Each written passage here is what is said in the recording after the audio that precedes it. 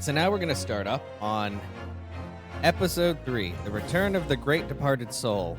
I don't know why it says The Return. Was that one of the... I don't remember if that was one of the cases in the first game. But here we go. Investigation, Part 1.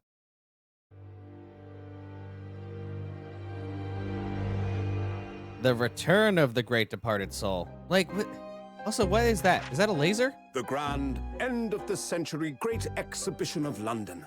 Surely there is not a soul who has failed to hear of it. Fair. I know about it. Wondrous new works of culture and industry from every corner of the globe had converged on Hyde Park, welcoming over 50 million visitors. The last great hurrah of this century. Astonished and delighted people of all nations, and ended on a note of resounding success. That's a fish. But as regards to the terrible catastrophe that occurred during the festivities, Yes? very few are aware my friend Mr. Herlock Sholmes had a hand in unraveling the matter. Oh, is that right? For from the shadows, it was he who earnestly unearthed the facts of the case. And maybe a Japanese student as And well? like the centerpiece of the great exhibition, which rose high into the skies of Hyde Park. Sholmes's brilliant deductions, as clear and lofty as the crystal tower itself, brought the truth to light. Okay.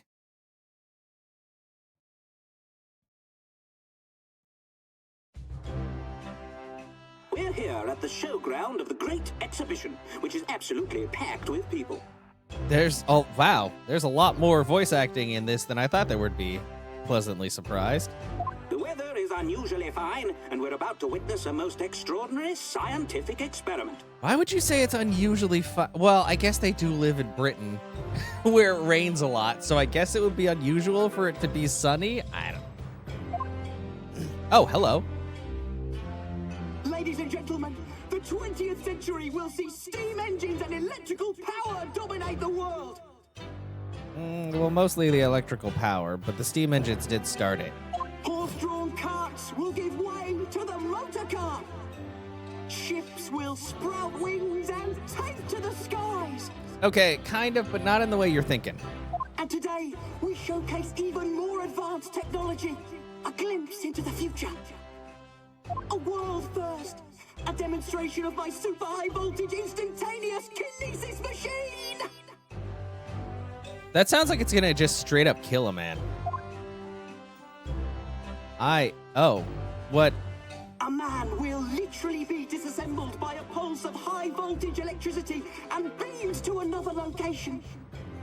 I don't think this is gonna work out the way he thinks it will. Whereupon his body will be reassembled by a series of complex calculations exactly as it was before. Have you tested this, sir? Sorry, Top Hat Man. I think you're about to just straight up die.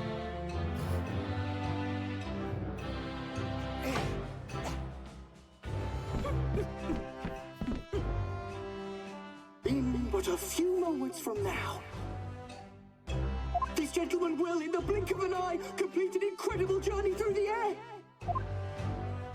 To arrive an instant later on the Crystal Tower behind you! This man does not seem like a scientist. He just seems like a crazy man. This doesn't look good for that man in the middle. Yes! Yes! Yes! Yes! No! Please! That's not what I wanted! No!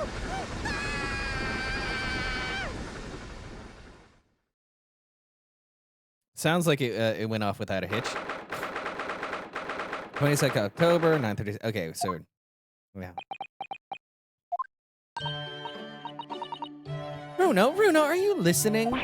Oh, sorry. What was that, Iris? What's the matter with you? You've been miles away all morning. Didn't you like what I cooked for breakfast? No, that's not it at all. What were we talking about again? Today's paper, it's full of news about the Great Exhibition again, like the murder. Ah, yes, the Great Exhibition. I'd like to go sometime. You can't. It only happens at the end of the century. You're really not your usual self today. You seem very down. Don't you agree, Hurley?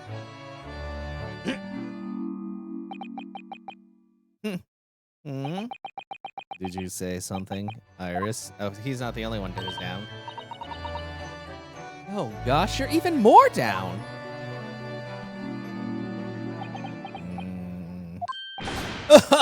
Whoa, when did you arrive, Mr. Naruhodo? Hi, why are you suddenly all super frisky after being super sad? I've been here for about half an hour already. We had breakfast together. What? Why didn't you mention it before? I thought you might have known I was here, you know, because breakfast? Iris is quite right. You're clearly lacking in vim, so much so that I didn't notice your presence. Thanks. Of course, I could deduce the reason perfectly well with some simple observations. What? Let's see, yes. For example, your tousled hair this morning, with all its unruly spikes. Isn't this the exact same thing you said last time? That's just my hair. This is just what oh, it doesn't show me, but I have like spiky anime hair. Also, hi Ellie, welcome. Thank you for peeking out from behind your brick wall. How is everything going for you? Hopefully work hasn't been too bad. You don't have to deal too much with Sticky Lady, even though she's been unreasonably nice. It might be weird to use the name or the term unreasonable, but considering, you know, past things, it's weird. Work wasn't too bad? That's good. Clearly it can be deduced, therefore, that, let me stop you there, Mr. Sholmes, because I think I can see where this is going, because we went through it already. My hair always looks like this. It always has, ever since we met, in fact. Sticky wasn't working today? Excellent. We 100% avoided the Sticky, which is always a good time. Oh, really? How interesting. It just doesn't look like a haircut as such, I suppose. Wow. Sholmes, stop making fun of me. Thanks again. It crossed my mind recently that it's been 6 months now. 6 months? Since I was forbidden from working in court. So I've been wondering how much longer I'm gonna be banned. Oh, well, that would explain why you seem rather glum. Yeah. Don't you agree, Hurley? He's back to... Did you say something, Iris? Back to moping. Okay. Well, he's moping. What's the matter with Sholmes today? He seems even more down in the dumps than me.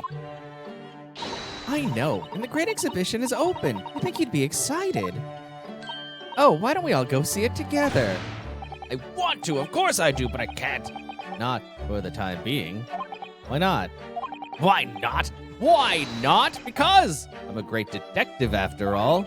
So you're embroiled in some tricky case that you can't be distracted from. Is that it? I don't remember hearing that you're working on a case, Hurley. I suppose I should try find out what's going on. Yeah, exactly. Bro, why can't we go? Oh yeah, so okay. So the last case we did was in the past, right after a previous case we did in the last game, and now we're back in the present where Naruhodo got banned from working in court because of... I can't remember exactly why, but I think just the head honcho of the British courts was like, you're not allowed, you're banned because I said so. Even though he was like finding out more about the weird, seamy underbelly going on in the British legal system. Half a year ago now, I took on the defense of a young girl on trial, in a trial heard at the Old Bailey. What at first seemed like a simple case of murder that took place at a London pawnbrokery turned out to be one part of a much more far-reaching plot that involved the British government. Okay, that's why you got banned. During the course of the trial, it was found that I made an unavoidable, yet at the same time unforgivable mistake. Oh, because you acquitted the first guy who was technically guilty. Oh, it's failing me. This situation is utterly deplorable. Legal system in the UK corrupt. Exactly. God, can't believe it. I thought they were so fancy, but really, they're not. Mr. Naruhodo. Yes, my lord. I will decide upon your fate following the conclusion of this trial. Of course, my lord. Okay, so he's banned because I thought that they'd... In the end, I had my right to represent people in court revoked. I was told I had to spend my time in research and study, so that's what I've been doing. But I can't... I think it's because the guy was actually guilty and I let him off the hook or something else. It's kind of funny that that flashback didn't actually explain anything. It just showed the moment that I got in trouble.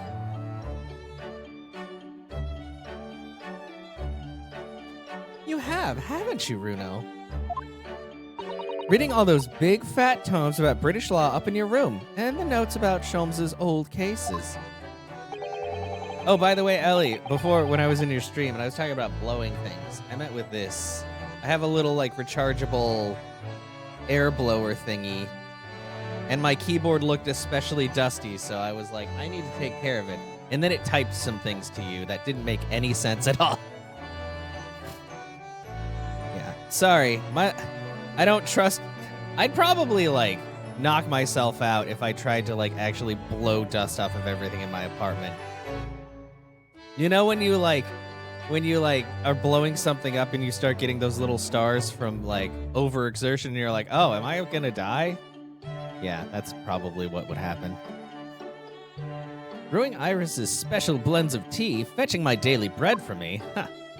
You've become something of a manservant around here. Start on the silverware next, Master Naruhodo. You shouldn't just say that to a Japanese man in Britain. That sounds bad, man. Well, I'm thinking of going to ask the powers that be to reconsider. Specifically, Lord Strongheart at the British Supreme Court on Whitehall. Really? Well, I'm sure you probably had it before, at least, like, where you stand up too fast and, like, you get the little flashies. I don't know. Weird. I get them sometimes, like, yeah, if I, like, sit up too fast or something, or if I move a piece of furniture that's probably a little bit too heavy for one person to really be moving around, but, you know, you do it anyway because you're not going to ask your neighbor to help move, like, a couch 2 feet. Yeah, Lord Strongheart? Ah, the delightful old Chief Justice. Not my favorite fellow. He's not mine either. He's the man I have to talk to. Kind of a dick. He's the only one who can grant permission for me to start working in the courts again. I came to Britain to become the best lawyer I could. I can't do that just sitting around here. Okay. Great exhibition. The whole of London has been swept up in this great exhibition, hasn't it? The most advanced science, the most modern technology, the finest works of arts and feats of engineering. For the next 6 months, our capital will be showcasing these things, and the world will be watching. Oh, wait.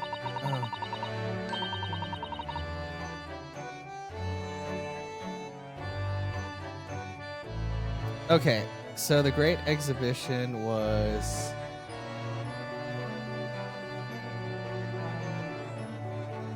From 1st of May to the 15th, 18. So this game takes place in the 1800s. I don't know why I thought it was like later than that. Jeez. So this game would have taken place in 1851. Okay. I just had to look it up because I was like, when was the Great... It's weird. Oh, it became popular in 19... Oh, maybe there's multiple. Were there multiple Great Exhibitions?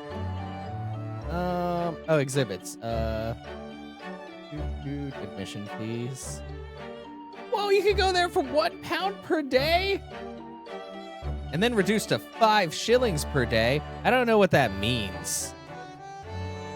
Hey, Dixies. Hey, Dixie, have you ever been to the Great Exhibition? Are you old enough? I guess it was just in 1851. Wow. It's so weird to think about. I thought there would have been more of them. Because when they said, like, turn of the century, I thought they meant, like, 1899 or something, not 1850.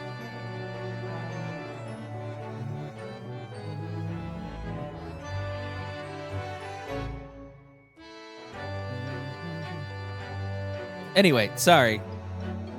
Oh, do you know what I'd like to do? I'd like to look down on London from one of those lovely balloons. You can buy...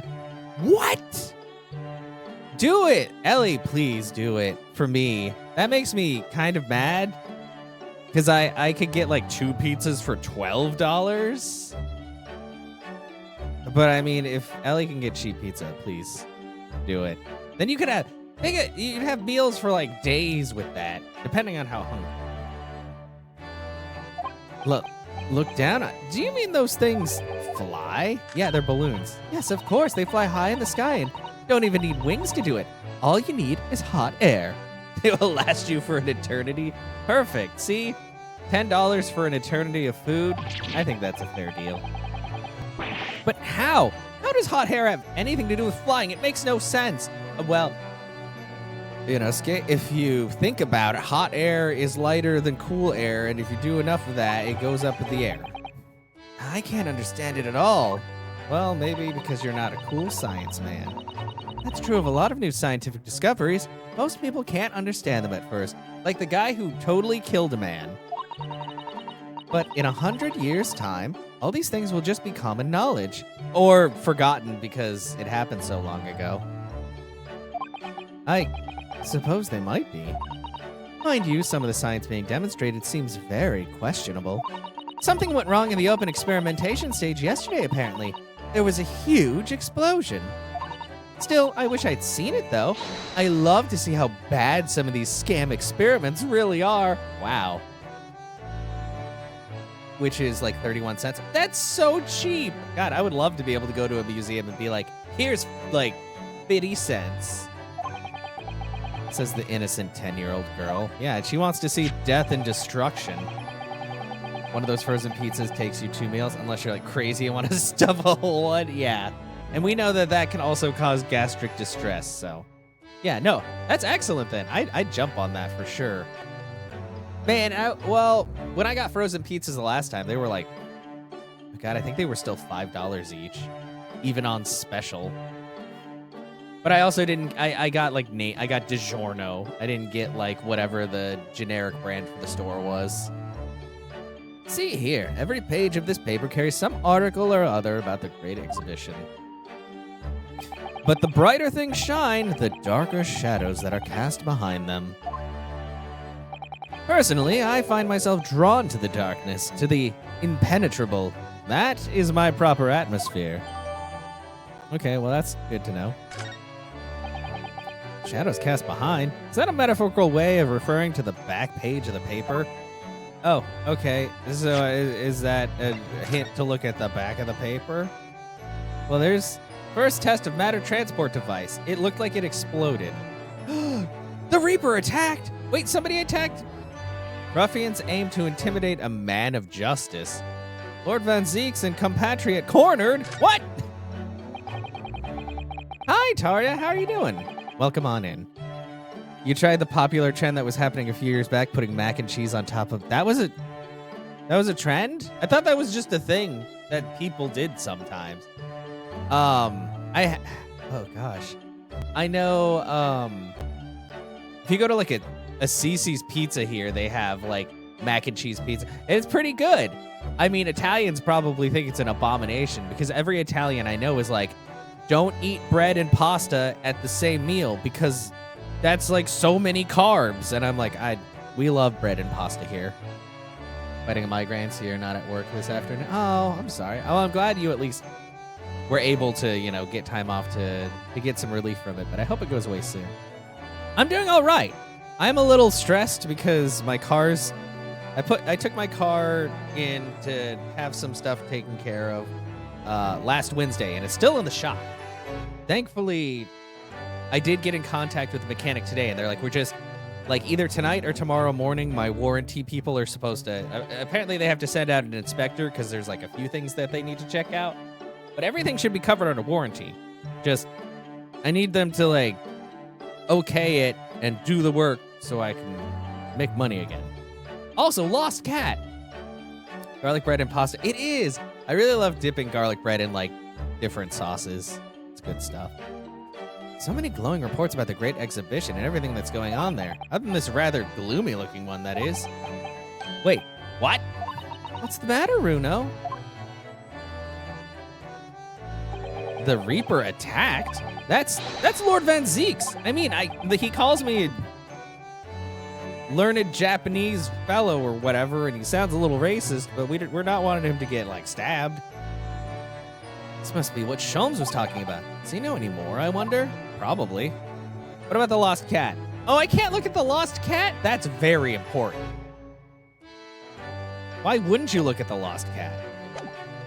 So that's going to add the Reaper attack. Okay, well, I'm going to ask him about his gloomy mood. Are you investigating a particularly tricky case at the moment, Mr. Sholmes? You could say that, I suppose. 100 times more garlic than anyone else. I mean, we do have the saying that you can never have too much garlic, which is untrue. There is such thing as too much garlic, but the threshold is pretty high. Nothing more to add? That's not like you. What sort of case is it? Shh, quiet, Mr. Naruhodo. You must not discuss it here. You never know who might be listening. Like Iris? You're acting very strangely, Hurley. What do you mean, Iris? Well, usually, the more mysterious and complicated cases, the better Hurley's mood. Ah. Really is a case that's bothering you? Iris, please, you mustn't exercise your astute powers of observation and deduction on me without invitation. I mean, she can't help it. Remember what I always say. Put yourself in the shoes of the individual about whom you're making decisions. Well, the good thing, Dixies, is that, like, if everybody eats garlic, you can't tell that there's garlic breath because there's just the garlic is in everyone. You become immune to the garlic. Also, I live alone, so I don't have to worry about that too much. Not that I think that I have bad breath, but I know eating a lot of garlic or other things can, you know, make your breath a little rancid. I brush my teeth and stuff. Like, whatever. Practice like normal hygiene. You say that, do you? You, Mr. Sholmes. Never mind. Once I've had a cup of tea, I must make my way at once to the crime scene.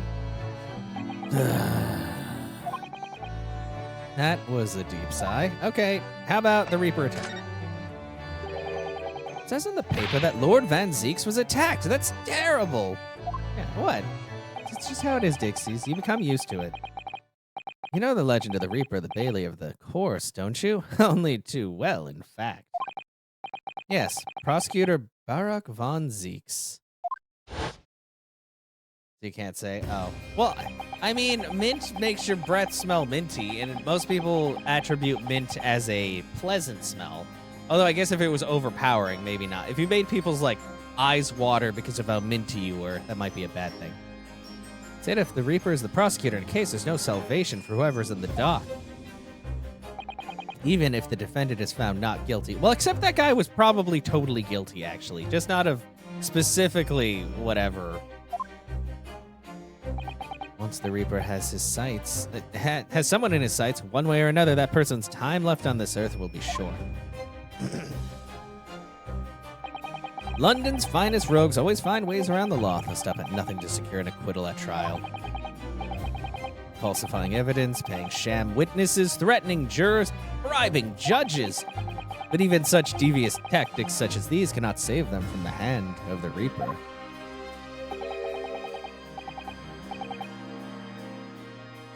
As you've experienced yourself, haven't you, Mr. Naruhodo? Yes, I've seen the Reaper's retribution at work. Many of these criminal rogues are reckless and quite unafraid to die. If a leader among their fraternity is seen to have been taken by the Reaper, retaliation like this does occur. Guilty. They do have a very roundabout way of talking about things that can get a little tiring, especially since this is the 8th game of the series. I'm just like, look, guys, I know you love your tropes, but I just want to win game. Really, the capital has a never-ending supply of such scoundrels. So, do you mean Lord Van Zieks has been attacked like this before? This isn't the first time? He's quite an accomplished combatant, you know. He doesn't take these attacks lying down. Well, yeah, he has a sword. Although, it seems that his assailants were armed with guns this time. Oh my goodness, is he all right then? Is Lord Van Zieks hurt? My dear fellow, how on earth would I know? I don't know. Well, in the article here it says, as to what of Lord Van Zieks and his condition, all will be revealed in tomorrow's morning edition. The hell, so they already had sensationalist bullshit in the newspaper in 1851? Oh, I see. Well, we shall have to be patient then. No, I can't wait till tomorrow. In that case, you shall have to inquire with somebody in the know. But who? Lord Strongheart, perhaps? I mean, that's the most logical. Oh, you're dressed. Hello, that was quick. Well, I must be leaving now. Yes, understood. See you later, Mr. Sholmes. How hard is it to make the same dialogue like 1,500 times? Not make me. Yeah, no. See you later, Mr. Like earlier, they did the joke again. Dixie's about Sholmes. Like, because I'm in bad sorts, and Sholmes was like, "Oh, your hair is as unkempt," and and I was like, I remember he said the exact same thing the last chapter, and I'm like, dude, this is just how my hair is. It's spiky. So sometimes they kind of beat a dead horse with these jokes. See you later, Mr. Sholmes. Ha! You really are a shameless liar sometimes, my dear fellow. What? You seek to put me off my guard and follow me, don't you? Well, you would be wasting your time. Thought it had crossed my mind. Now I'm wondering where you're going. Well then, see you later, indeed. What? Bro, can you just talk like a normal guy? Listen to him, he's still laughing on his way out the door. What is that? All right then, Bruno, let's get going. Oh, Iris, what are you wearing? Yeah, what is that? I've got change to go to the Great Exhibition. You're going to take me. What? But I was just about to go to the Supreme Court. Oh, well that sounds fun too. You're gonna take me there then. Okay, all right, fine. Just lower that weapon, would you? Yeah, like, please don't shoot me. Of course, and after the Supreme Court, then we'll go to see the Great Exhibition. Guys, well, guess we're going to the new location has been added. Why don't you surprise me? Sure, I hope it has eggs.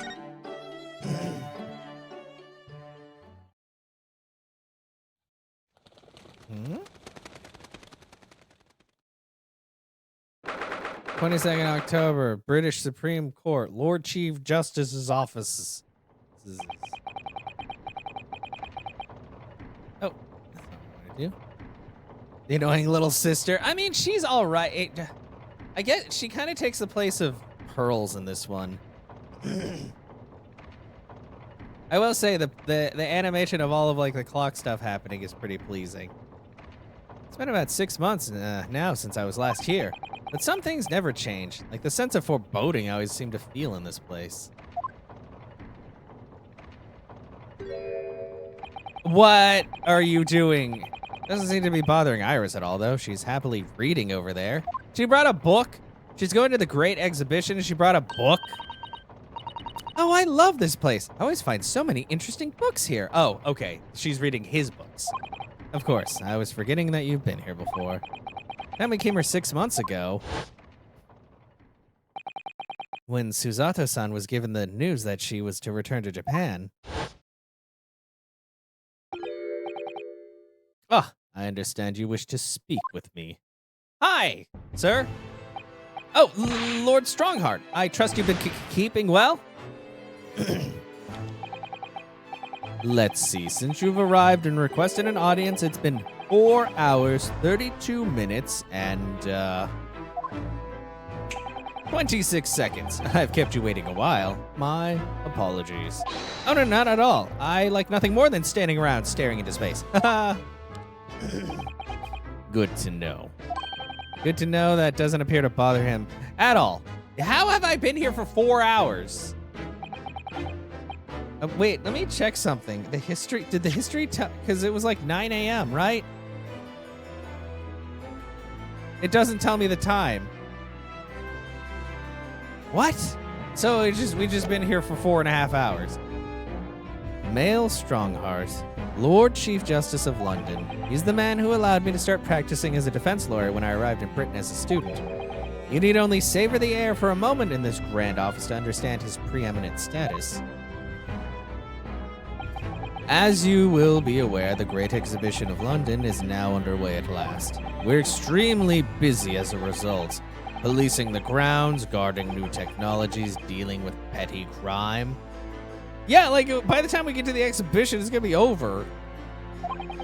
And furthermore, as of next month, we shall open the International Forensic Science Symposium. Oh, I've not heard about that one. Investigating authorities from 40 countries around the globe will be taking part, including from your own lands. Forensic science is the future. The world must embrace it. Okay. As we're the hosting nation, I have much to do, and it is my highest priority. If others must wait for my attention as a result, so be it. Wow, what a great guy. Well, it's nice to know where I stand. So, you wish to consult with me? Of course, I can very well imagine what this is about. Oh, wait. Oh, I read that in the wrong voice. Yeah, of course, I can very well imagine what this is about. Yeah, I'm the one consulting him, not the other way around. Thank you for agreeing to this meeting, my lord. I want to be allowed to start working as a defense lawyer again in court. That's what brought me here today. Just say it. I already know that's what. Why? That's wasted dialogue. But actually, there's something else playing on my mind as it happens. Okay, there we go. Bruno, just take a deep breath and come out with it. Okay. Converse. Permission to work. I actually came here today to ask for your permission. Go on. 6 months ago, my right to work in court as a lawyer was revoked, and I was told to spend my time studying. Obviously, I'm very sorry for what happened, but the thing is, it made me understand what it really means to defend somebody under the rules of a foreign justice system. And I desperately want to have another go. Please, permit me to enter the courtroom again. No. Mr. Naruhodo? Yes? Ugh, here it comes. I'm sure you haven't forgotten your position here, have you? At best, you are a substitute for your compatriot. This was never your intended role. Well, that's true. Japanese government actually sent my best friend on the study tour, not me. It should have been Kazuma. He was so determined to bring change to our own justice system at home. That was his calling. And then he died. Yes. That tragic accident hadn't happened, I wouldn't be here in this office now.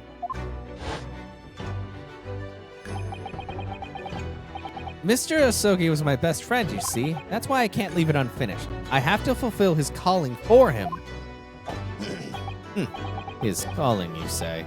Has it never occurred to you that perhaps you know nothing of his true calling? Sorry? The mission with which that young law student was charged, what do you suppose it really was? What do you mean? Mission? It's not making any sense. Never mind. I've read all the reports you've submitted over the past 6 months. It's clear to me that you regret your actions and have been studiously obeying your revised instructions. Do you mean... As of this moment, I reinstate your license to practice law here in Great Britain. Oh, that's more positive than I thought it would be.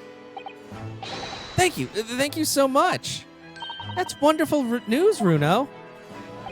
In fact, I believe I have the perfect case to mark your comeback. A curious affair.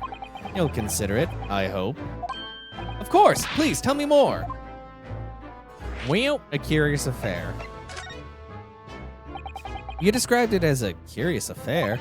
Yes, that's right. I believe it was reported in the press. Are you aware that there was a serious accident at the Great Exhibition yesterday? Oh, no. What do you mean, no? She told you. She literally said it out loud, you fucking dumbass. I hate this game, I swear. Like you were listening to her, just in one ear, out the other. Okay, public experience to demonstrate brand new scientific ideas, cultural exhibits from around the world. It's also positive and hopeful of the coming century. Must all go see it properly before too long. But what about you missed the part where the man really fucked up. Or maybe it's not recorded yet. Oh, no. Yes, I read about it, and I told you about it, you dumbass. Professor from Germany. Oh, he was German. Tried to carry out a crazy experiment. Let's see, how is it described? Super high voltage instantaneous kinesis, I think. Instantaneous kinesis, as in moving things with a click of the fingers? That's right. It's just what my herbal blends need. A dash of devil may care. Whatever the serious accident was exactly, it's clearly captured Iris's imagination. It's an unfortunate business. A large explosion engulfed the public experimentation stage and a man lost his life. A certain Mr. Odie Assman. An investor and a well-known figure in society. Mr. Odie Asman? There's got to be a pun in there. There's no way there's not a pun in there, but I don't understand it. Odie Asman? Odie Asman? Why is she talk like... I don't know. Dixie's, I don't know if this is a pun or not. Did you add him to the court record? Oh, that's Mr. Strongheart. Odie Asman. He was a businessman. Large explosion? A man died? Yeah. The man responsible for the experiment was Professor Albert Harebrain. Well, there's the pun right. It's not even a pun. His name is literally Harebrain. He was detained immediately after the incident and is due to appear in court tomorrow on the charge of murder. What? Murder? Well, it was his experiments that killed the man. If you intend to take on his defense, you should hurry to meet with him at the prison.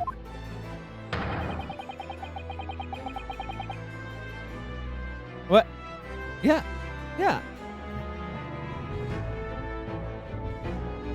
There's very little time left for you to carry out any kind of investigation. Ellie, did you just correct my grammar by typing his name in? or were you just typing the name in? It's like when somebody's like, how do you pronounce this? And somebody just types it in and you're like, oh, the Great Exhibition, scientific experiment gone wrong, and murder? Because I know this is like Ryunosuke. You don't say like Ryunosuke or something. That's like way too much. That was Naruhodo. Or, oh God. Now I'm like questioning things. Get out of my depth before I even started. Still, I'm gonna do it. We should go to the prison straight away then and try to meet with this German professor. Don't you think? Definitely. What? What, Dixies? Ah, yes. One more thing about the case. There's a connection with our mutual acquaintance, the Reaper. Oh, I forgot to ask about him. Oh, with Lord Van Zeke's. How? Okay, well, I was going to ask about Zeke's and how he got stabbed. Oh, because it literally means I see. Okay. I got confused. I remember you said that before, which is why it's like, oh, I see, because he sees the truth, maybe. Now, there's so many puns that I don't understand because I don't Japanese. All sorts of conferences have been taking place around the world to coincide with the Great Exhibition. And next month, the largest and most important of them all will take place at last. The International Forensic Science Symposium. Does seem as though the criminal investigation needs to embrace scientific methods, doesn't it? Exactly. Ah! Thanks. You scared the birds outside. London, the global epicenter of culture, science, and wealth, now has a population exceeding 6 million. Sadly, crime in the capital is growing at a similarly startling rate. So it's imperative that we use the latest scientific methods to investigate and resolve cases as efficiently as possible. Man, even in 1851, they had 6 million people? That's more people than live in Houston. We only have 3 million.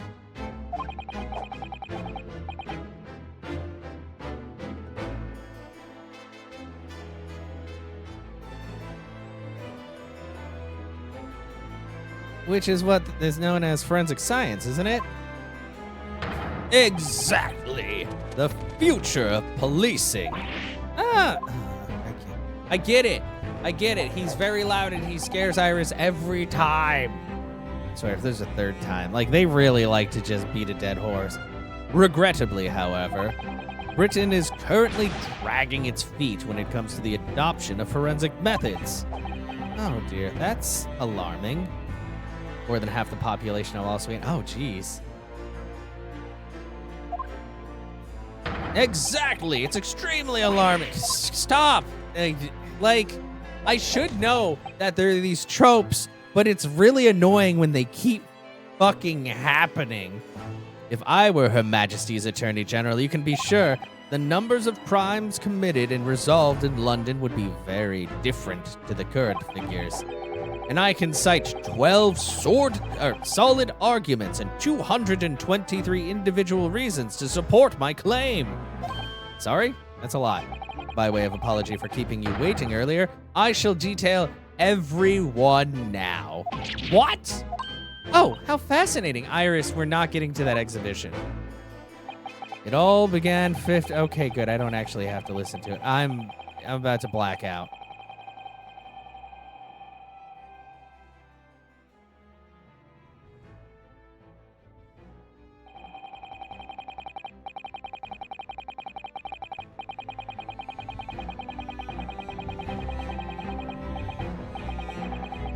And more or less sums up my feelings on the matter, in the simplest terms, of course. Essentially, to formally establish a forensic investigation division within Scotland Yard. That is my mission.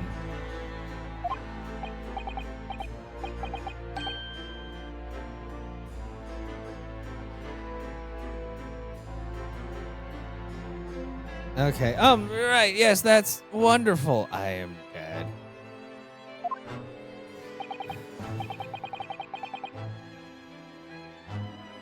Exactly. Wonderful is precisely what it will be. She's over there reading a book. Iris isn't paying attention at all. She's got her nose in another book now. She sure seemed interested a second ago. Oh, is it over? Did you learn anything useful? No. Actually drifted off for the most part. He's surprisingly ardent about forensic science. I mean, it makes sense in law.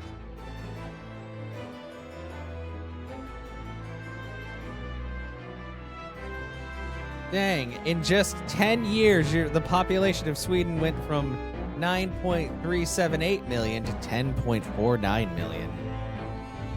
Dang. Oh, and then people also ask, what is the largest ethnic group in Sweden? With a population over 9.5 million, the largest ethnic group in Sweden is ethnic Swedes, which makes sense when you were like, there's no point in you really learning Swedish unless you live in Sweden, because that's where most of the Swedish people are. That's where they is.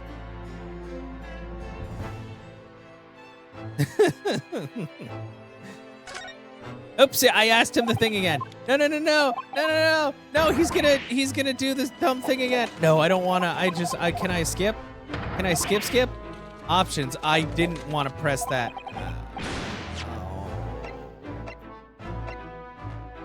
Gameplay, text skip on.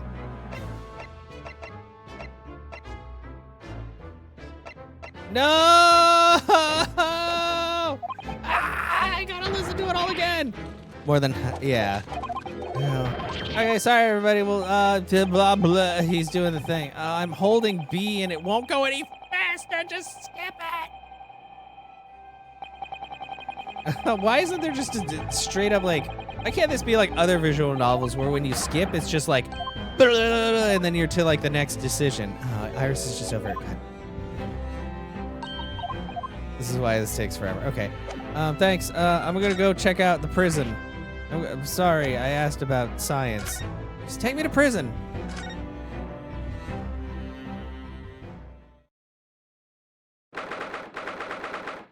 Hello, Mr. They're not even showing me like times anymore. Who knows what time of day it is?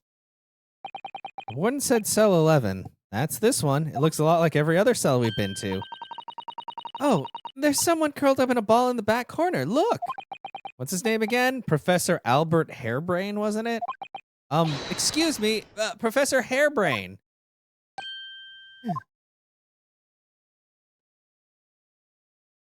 Hi. Who are you? I'm Ryunosuke Naruhodo, lawyer! Okay, can you let me finish? I'm a defense lawyer. Ugh, what is it, something I said? A lawyer, you say? Oh, would you be here to about the experiment? Are you going to defend my hypothesis? I'm gonna defend you. Your hypothesis? Sorry, I don't. Yesterday's demonstration. That magnificent demonstration was, it was an out-and-out success by anyone's calculations. A man exploded. But despite that, no one listens. No lawyer believes in the science. When it's explained, they all leave at high velocity.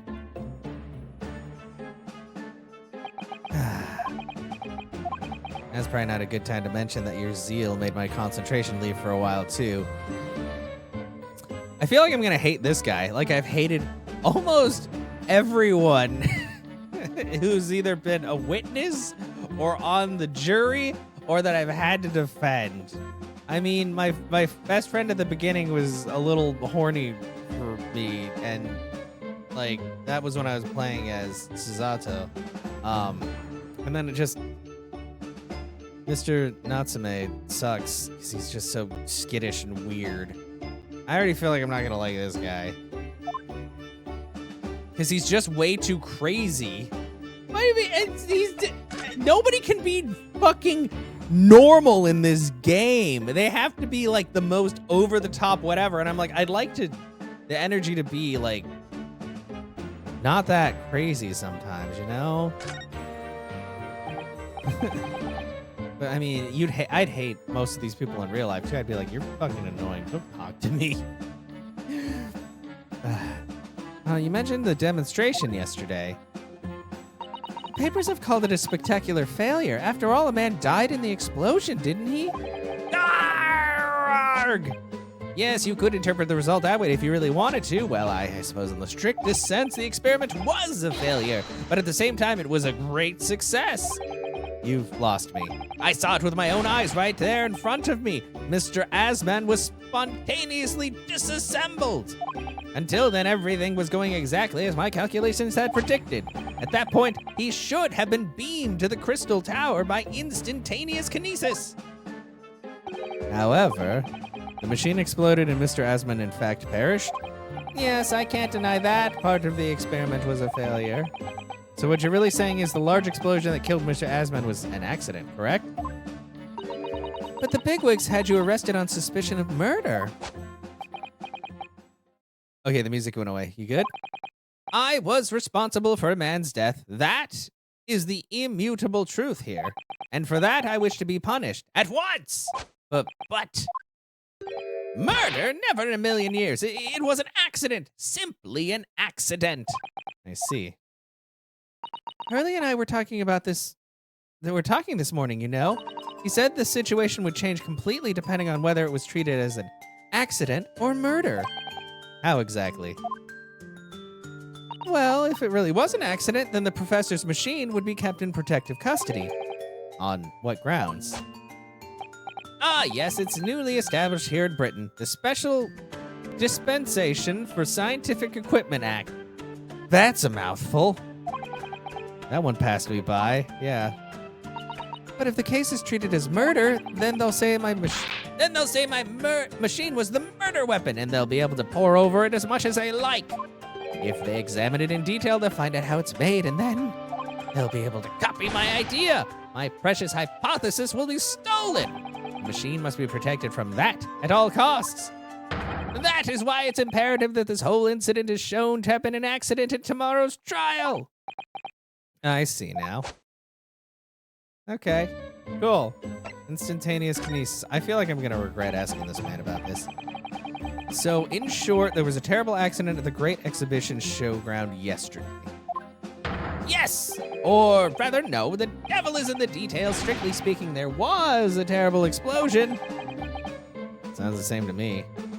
Oops, I forgot to put that onto the thing that actually works. You were demonstrating the super high voltage instantaneous kinesis, weren't you?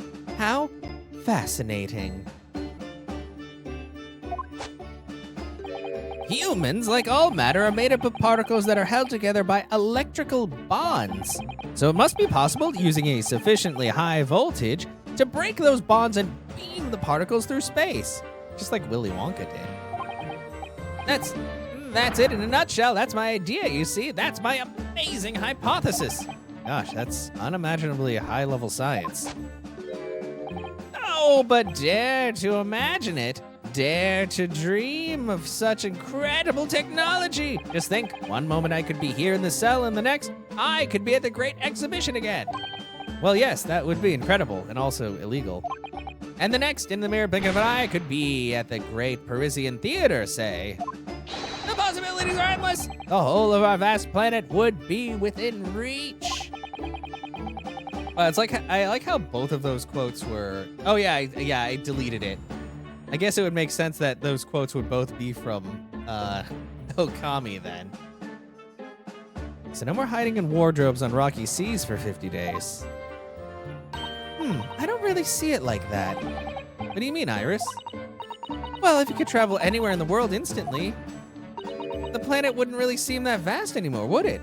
I feel like it would feel like it had shrunk. Yeah, you know what?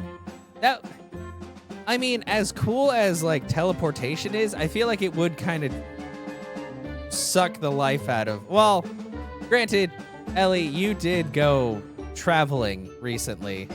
I don't know. Do you think you would have felt the same about the places you went if you could get there instantly? Or do you think that the airplane travel kind of made it more, like, appealing? Because you're like, oh, I had to go through that, but now I'm in this cool other place.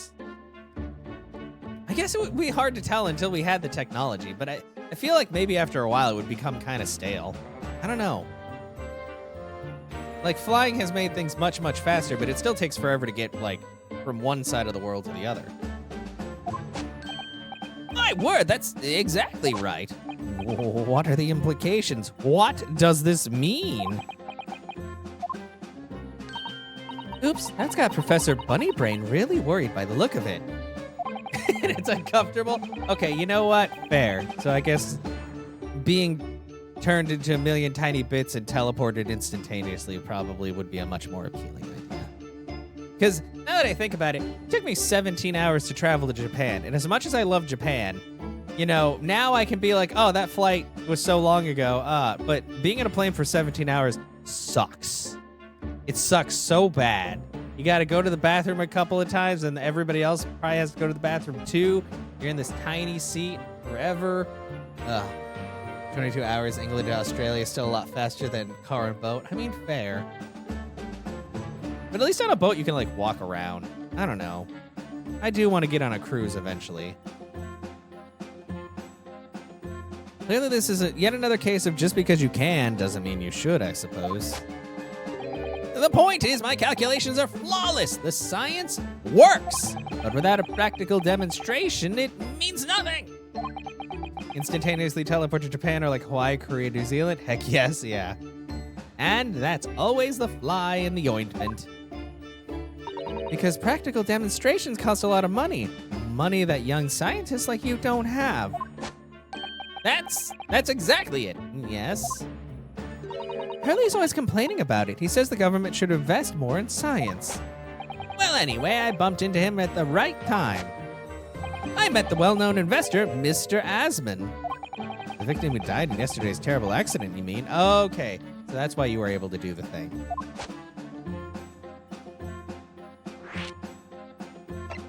Wait, let me take a look at that stuff. So he's here. He's 33. Okay, Mr. Asman was 47. Teleportation makes crimes well, it's not like we're just gonna have it open to anybody. Like, not everybody can own a plane. I'm pretty sure they wouldn't just have teleporters wherever.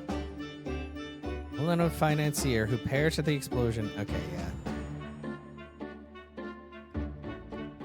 Odie Asman.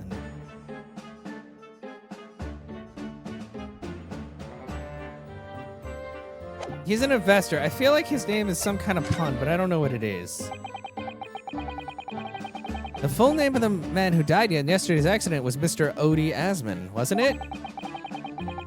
Well, maybe. I don't know.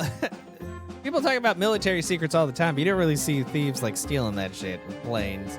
Like a 747 or something. Exactly was your relationship with the man?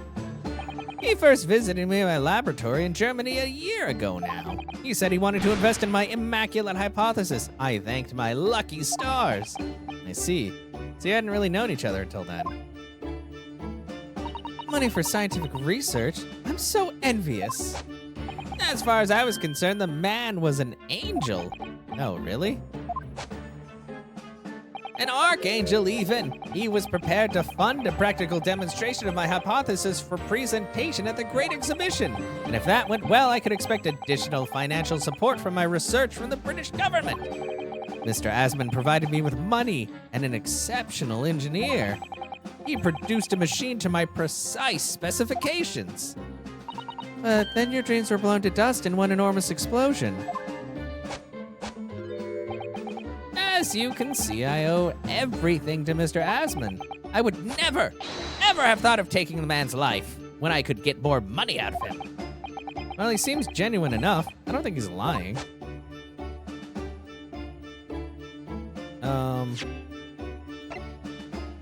I don't think there's anything I could show him.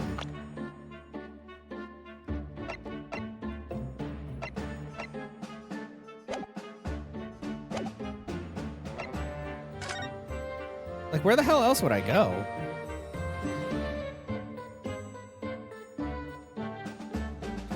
Oh, maybe I should show him my defense badge and be like, hey, I don't want to look at it. I want to present it. Ah, fascinating. Yes, in Japan. Oh, where I come from is a symbol of defense lawyer. Wearing it is very bracing, I find. Your words make some sense to me, but they are entirely illogical. What do you mean? Well, for example, I find this white laboratory coat that I wear for my work very bracing too. However, in my case, there's a perfectly logical reason for that feeling. Oh, really? What is it? I purchased the wrong size by mistake. This one is too small for me. The sleeves especially, extremely bracing. I can barely move my wrists. That's what you call logical, is it? Of course, it's entirely logical. That's science, Mr. Naruhodo. Okay, so that was pointless.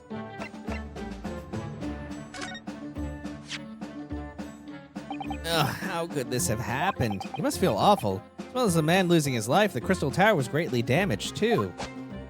I know what happened. It must have been that. That?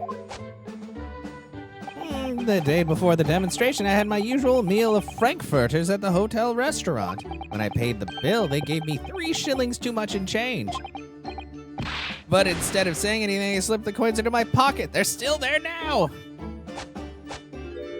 It's divine retribution for my wrongdoing. That's what it is. For scientists, he has some very illogical anecdotes. Long and illogical. Okay, yeah. So...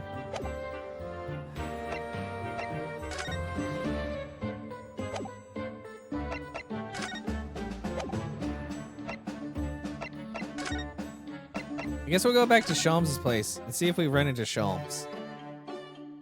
Nope. Maybe I go to the Lord Chief Justice and tell him I'll take the case. Hi, sir.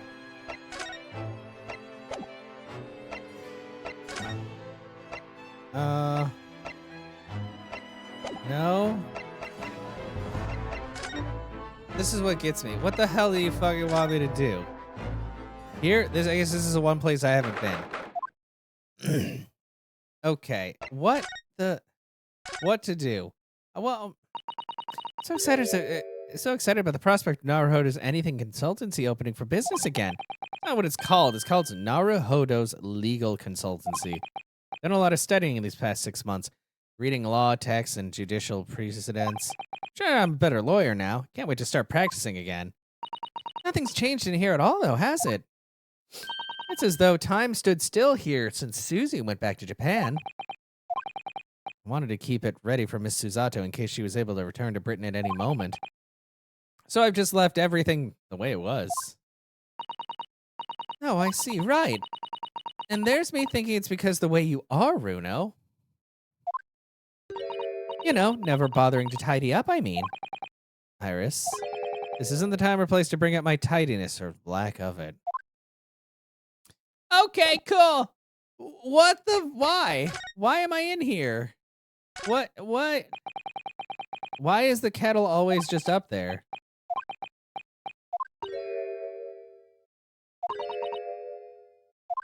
Okay. Look, I'm not going to read everything they say because a lot of it is not necessary. Prawns.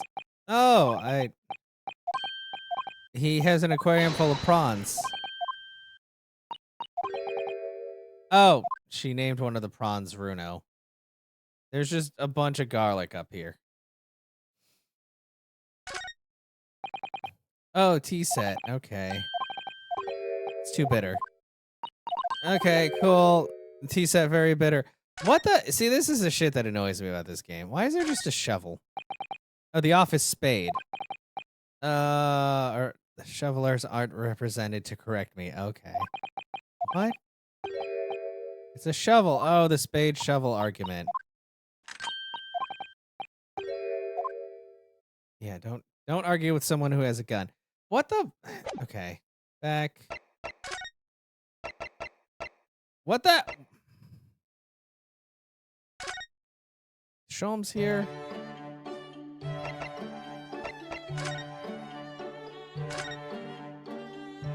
Thought maybe he'd be hanging around. 'Cause sometimes he does that. Why the hell isn't the Great Exhibition like a thing?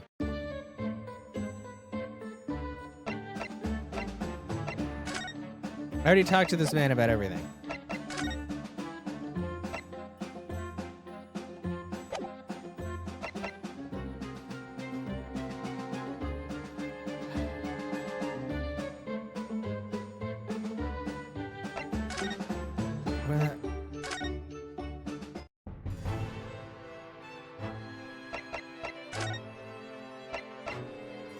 Why can't I present people? Oh, wait, show him the newspaper. Wait, but I looked at the back. Why is it Reaper attack? Yeah. There must be dark forces at work. Okay, maybe I'll show him this and ask about the Reaper. I think that's what I'm supposed to do. Okay, that makes sense now.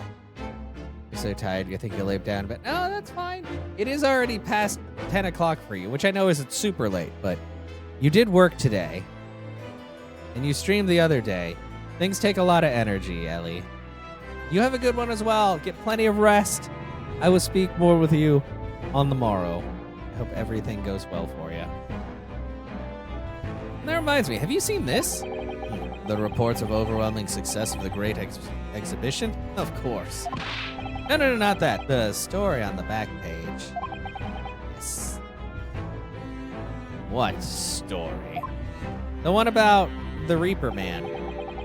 The Reaper attacked. Oh, that. You've enjoyed some victories in court against my #1 prosecutor, have you not? Poor Mr. Reaper, what happened to him? He wasn't killed, was he? There's no need for concern. Lord Van Zeeks would not be so easily dispatched, I assure you. Can you tell us what happened? I'd really love to know. Very well. If it interests you. It does, strangely. What do you mean, strangely? I mean, even if the guy's kind of rude to you, he's still, like, a fellow lawyer. Well, rival lawyer, I should say. Okay. Fortunately, Lord Van Zeeks emerged from the attack unscathed. Street ruffians are no match for that man. He's a very capable fighter. But that's incredible. They were armed with guns. Why was he attacked, though? Do we know? It's related to events that occurred a month ago. The leader of one of the capital's criminal organizations was indicted and prosecuted by Van Zeeks. But the man was acquitted. I have no doubt large sums of money were involved behind the scenes. Large sums of money? A deplorable situation. Members of the jury were bribed, it seems. However, despite winning his freedom, the man in question met a dramatic end yesterday. But you're not suggesting that it was the work of the Reaper, surely? The victim's henchmen certainly seem to think so. He was a man by the name of Asman, Mr. Odie Asman. Oh, what? Wait.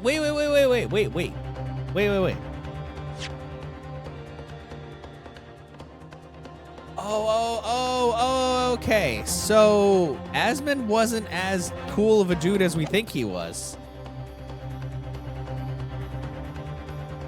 Oh, wait, odious man? Is that what it's supposed to be? Odious? No. What does odious mean again? I'm gonna look it up. Odious. Because it's like a extremely unpleasant, repulsive. Okay. Well, I thought there'd be okay, so yeah. Or offensive. So, this man actually had some shit going on, I guess. And we're gonna have to figure this out. Did you say Asman? That's the man who died in the big explosion at the Great Exhibition. Yes. Known publicly as an investor, but in reality, the head of a significant criminal organization. Oh, that would explain why he had money to burn. And wow, you called it, Dixies. He probably wanted to invest in that so he could use it for criminal stuff. Unbelievable.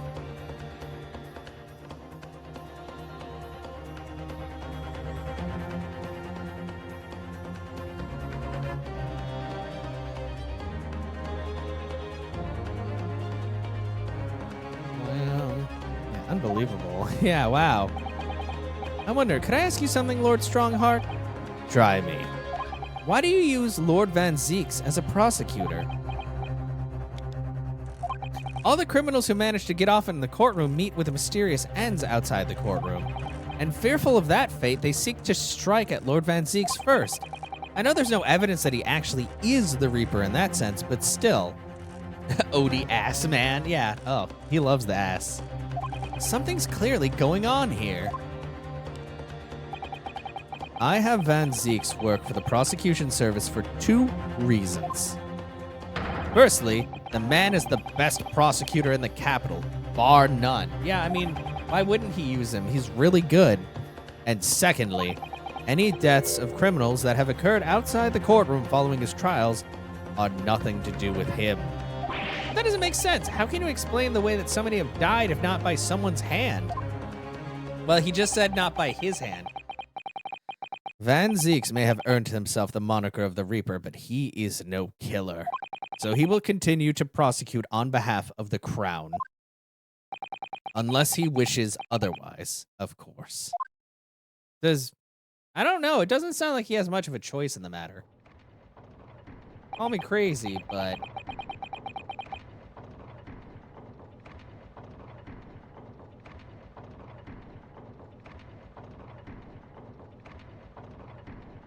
Well, I must be leaving for my next engagement. Okay, so that was the last thing I had to do.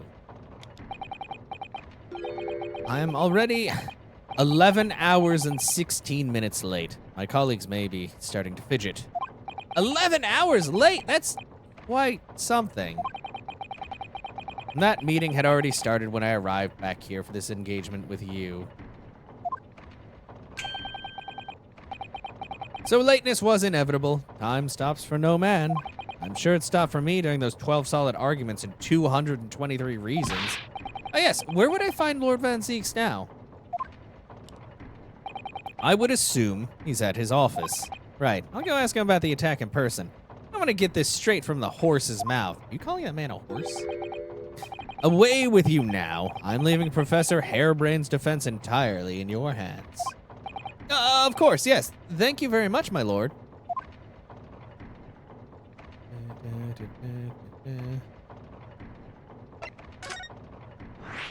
Your location has been added. Yay! Mr. Zeeks.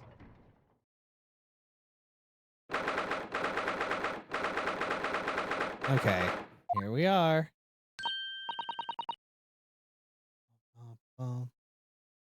Ooh, so this is a Legendary Reaper's office. I think I've been here before, maybe. Yes, it appears so. Ugh, it sends a chill down your spine, doesn't it? What an amazingly deathly atmosphere. Oh, is that, hello? Is that him? The hooded figure was so still I hadn't noticed his or her presence. I wonder who it is. Who else would it be? What are you doing here? Ah! No, it's not. Who is that? Hi. You have a lot of cups and stuff. He's as unwelcoming as I thought he'd be. Actually, maybe even more so. Oh, I'm glad to see you're well. I am. So, who's the person over by the wall being punished for something or other? No punishment is taking place here. Oh. They're meditating. That's my apprentice, and he's sitting there of his own free will. I didn't know you had an apprentice. Must be the same person who was pictured in the newspaper. Is the apprentice the one killing everyone? He's very able in combat. A requisite skill for anyone under my tutelage. Hi, Beth. Yeah, he actually... I don't remember if he even put his leg up the last... He probably did a couple of times. I was just, like, really pushing through because I was like, oh, God, just want to get this done with. But now we're at his office, and he got attacked by a bunch of people with guns, but he beat them, and now he's fine. Because their boss got killed in an explosion, and they assumed it was him that did it. You're super sleepy and you're lurking, so you missed the whole thing? Aw, it's okay. It's fine. I mean, this is the first time I've seen him this session, so. And the video will be up on YouTube at Glorious HD. Not that it's going to look much different than this because, I mean, it's a visual novel, but you know. He's not a suspect, but a lot of criminal organizations, if he's the prosecutor in the trial and the person gets acquitted but they die afterwards, he just has a reputation. Even though he hasn't killed any of these people, so Lord Strongheart says, the criminals are still going to assume it was him because of his preemptive name, Reaper of the Bailey. Because these people just kind of die in circumstances after getting acquitted when they're like horrible people. Are you referring to the attack on the Reaper that was reported in the papers? Yeah.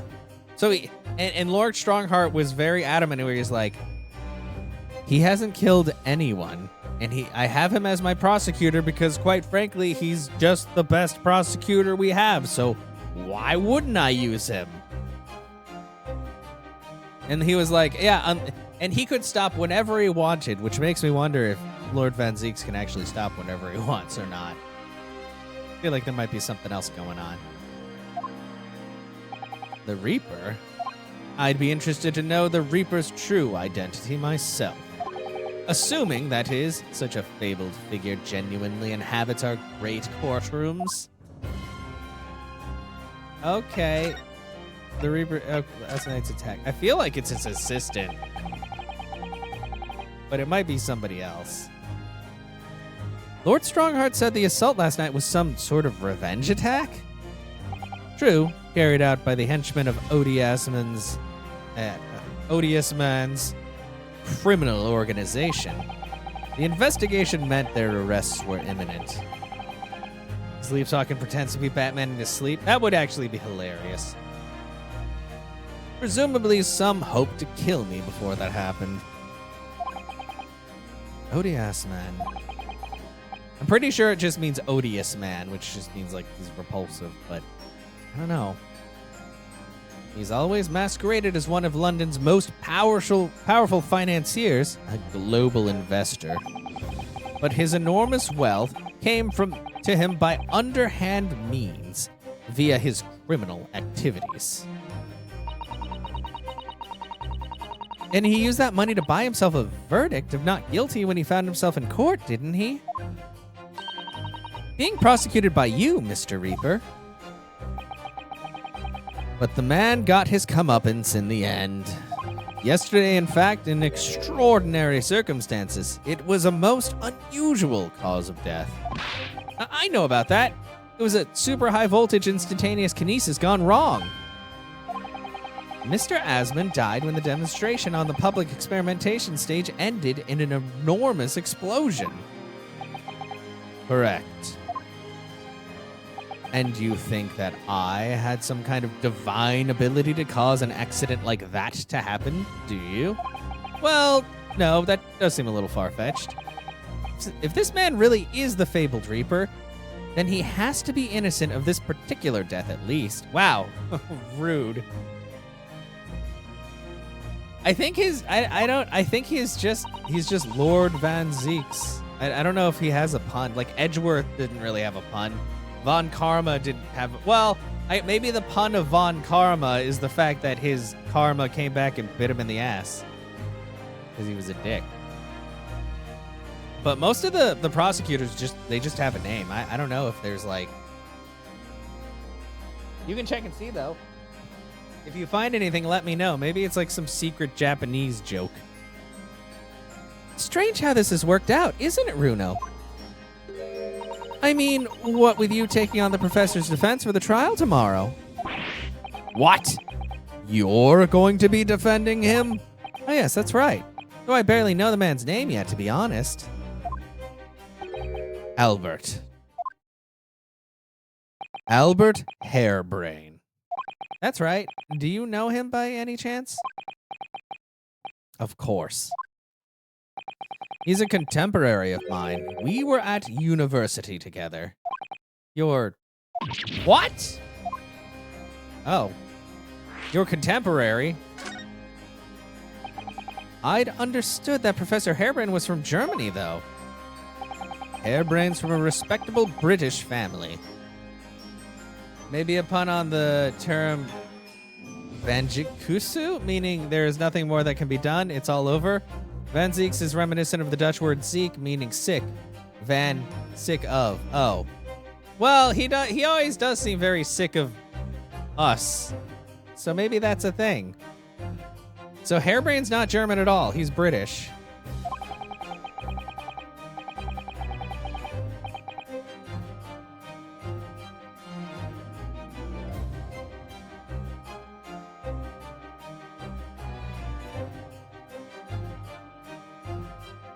After graduating from the University of London, he moved to Germany to carry out research. That's all. Sorry, I had to slip back into my Van Zeek's voice. See, we're students together. I was in the faculty of law, of course, and he in science, so our paths rarely crossed. But curiously, we got along. Though I've not met him since my university days. Baroque. Oh, okay, so that... Okay. Yeah. Interesting. I certainly didn't expect our next encounter to take this form. And with you, of all people, representing him. Ugh, if only I make it out of this office alive. He's actually been charged with murder, it seems. Yes, I know, because the prosecution will be handled by me. But you, like, what were you expecting? But you made it sound as if you and the professor had been friends. We were associates.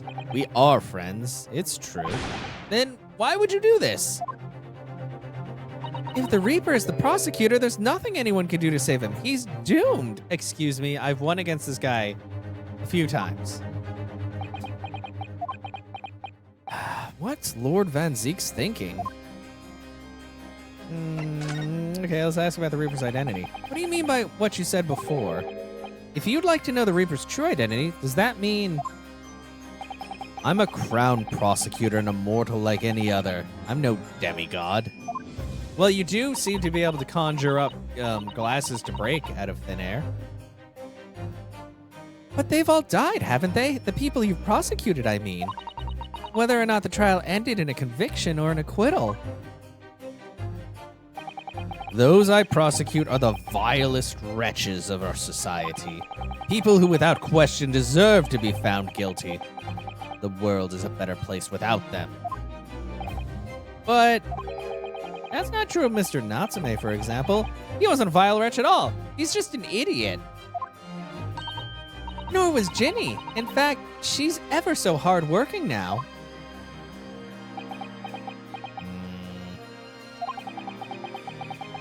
I can't deny that since I encountered you, things have taken a turn. But my point is this. If any of those vile wretches escaped justice subsequently died in mysterious circumstances, it was at the hand of their own kind. It's not my work. Lord Strongheart said the same. He believes you're not involved in any way. But you were attacked by those ruffians because they believe it's true.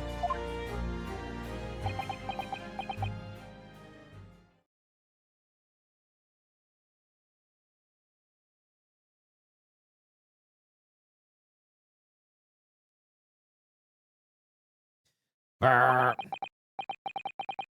The fact is, since people started to call me the Reaper of the Bailey, the number of serious crimes in the capital has dropped substantially. Oh. It would appear that even the most hardened criminals can be made fearful for their lives. Do you mean to say... I mean to say that if my pseudonym serves a useful purpose, I adopt it gladly and with honor. But it's putting you in danger. You could be killed. I don't care. If that is my fate, let God decide. Is he really gonna get rid of these legs perfect for putting on tables? Never. Lord Van Zeeks.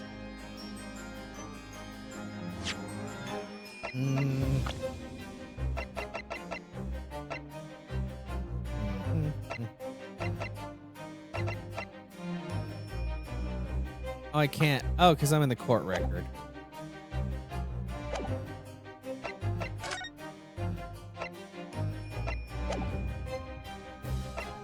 Maybe I can look at Mr. Apprentice now. Hi, I want to look at you. Really looks like a punishment to me. I've never seen someone sitting like that before. He hasn't moved a muscle since we arrived. You think perhaps he's dead? If he was dead, Bruno, he wouldn't be sitting up, would he? Well, anyway, dead or alive, he's not overly approachable, is he? I don't think he's going to talk to us. He's not dead.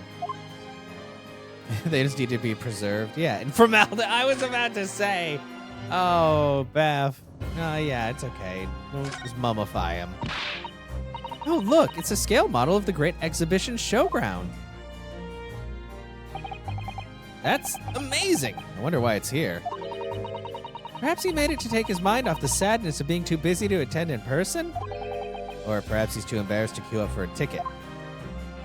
I can hear you! Surely it's obvious that I'm using it as an investigative aid. Ah! You Nipponese have no business painting others as overly reserved. Ugh, I really didn't think you'd overhear that. Yeah, of course. Yeah, he wouldn't overhear that. Come on, of course he'd overhear that. You get the unhinged sipping tonight. It's okay. That portrait really dominates the room, doesn't it? It's a very majestic outfit and pose, but sadly, whoever painting it didn't do a very good job of capturing Lord Van Zeek's facial features. Yes, you're right. I mean, it's not far off, but I think that artist has exaggerated his subject's handsomeness, I think. That reminds me. I heard Emperor Napoleon of France ordered artists to make him look more attractive when they painted him. Yeah, I know. I was about to say, Iris, that's like a big old burn. How vain. It's not really an attractive quality in a person, is it? Is it because there's no scar on him then? That portrait does not depict me. Surely that's immediately obvious. I mean, honestly, that person in the picture actually looks a bit, like, leaner than Van Ziek's. Oh, then who is it? My father. Or brother? Brother? Oh boy, we're learning more about you every day, but you won't talk about it. Yahoo! Exactly! Look at that fine collection of hallowed chalices and bottles neatly lined up there. My hallowed bottles are filled with the essence of the finest grapes from the finest vineyards I visit. And I personally oversee these chalices being made by the finest crystal craftsmen in the world. And yet you throw them around at court like they were worthless.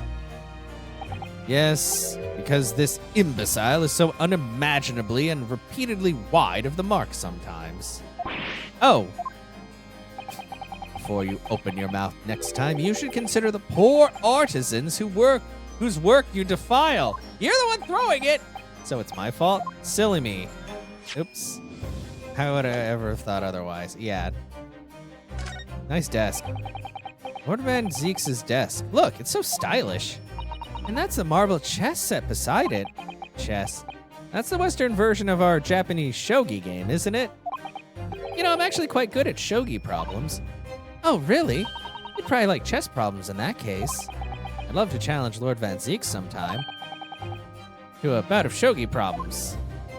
If you only really want to challenge yourself, you can always do that in your home alone. Wow, rude. Why is Iris being kind of just a little shit? I mean, I know she's young. But you don't gotta be that way, though. Okay, well. He's got so much wine. Look at all those ancient casks lining the wall there. Casks in the Reaper's chamber? Or are they caskets? They're definitely casks. You don't think all those people who escaped the conviction in court are lying inside them dead, do you? What ridiculous notions are going through your head, man? This is my collection of fine vintages. Wow, you know what, Van Zieks? Now I don't really blame you for being, like, so shitty to me, because Naruhodo dumbass. Oh, yes, of course. Thank you for clearing that up. It's so obvious! Bruno and I were just musing to ourselves. Don't mind us, Mr. Reaper. Amontillado. No! I wouldn't if you hadn't invited yourselves to my office to talk nonsense within my earshot. Okay, I mean, fair. We did kind of just come over here and bats! He's got bats. There's bats. Why were there bats? Ah! They were bats! Yes, the Reaper's familiars, I expect. Can you stop, like, just talking so much shit about this guy? But what about the mute man in the dark cloak? I thought he was the familiar. Just not the flying kind. He must be a dear friend of Mr. Reaper, then. I think the familiar idea is more likely. Scary, though, either way. God, I'm waiting for him to just come out and be like, what is wrong with everybody here? Well, I guess that's it. Bye. Glad you're not dead. Because when I heard you were attacked by people with guns.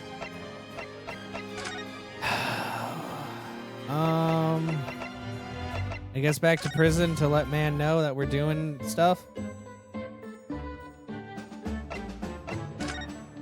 No.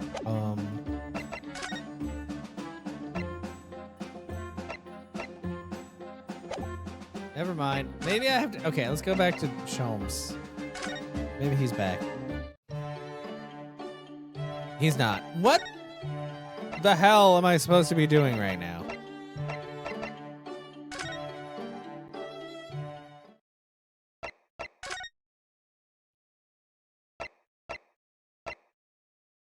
What?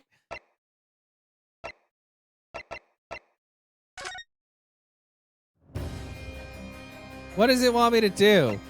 Maybe I'll tell him that I'm back in court tomorrow. Well, he already knows I'm back in court.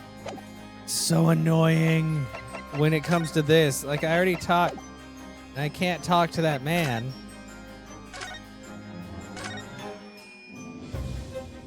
Nope, that's already been checkmarked. The bats.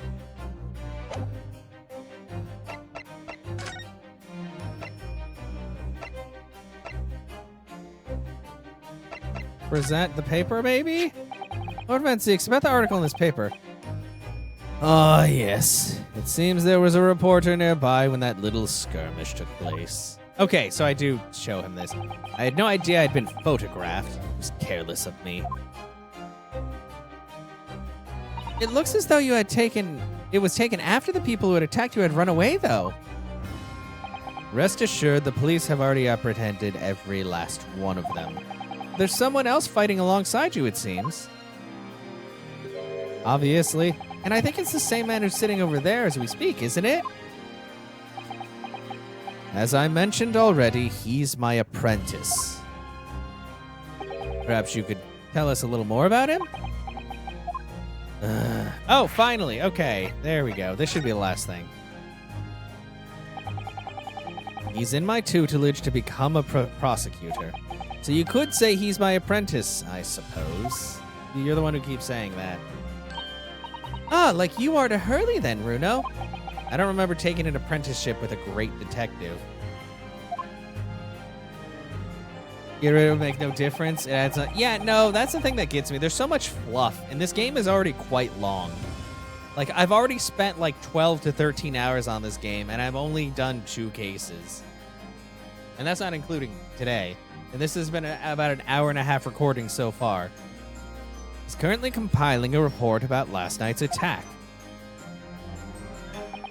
Looks like he's wearing some kind of mask. On Lord Strongheart's orders, nobody knows the man's face, or indeed his identity. But why would you agree to take on such a clearly suspicious individual?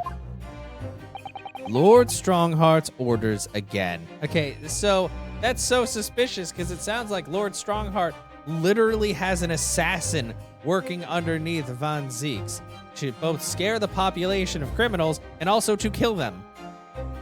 Yeah, no, I know. That's why I'm like, this is the 8th game in, and so a lot of these tropes I just find like not as funny or kind of annoying because I'm like, I just want to get through the game. He's not one for meaningless follies. There will be a good reason for his actions. I hope you're right. Well, bye. Or, oh, hi.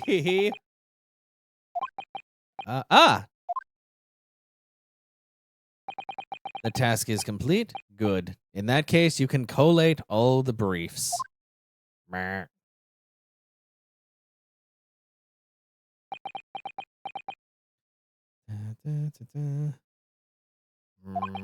Okay. Nice to meet you.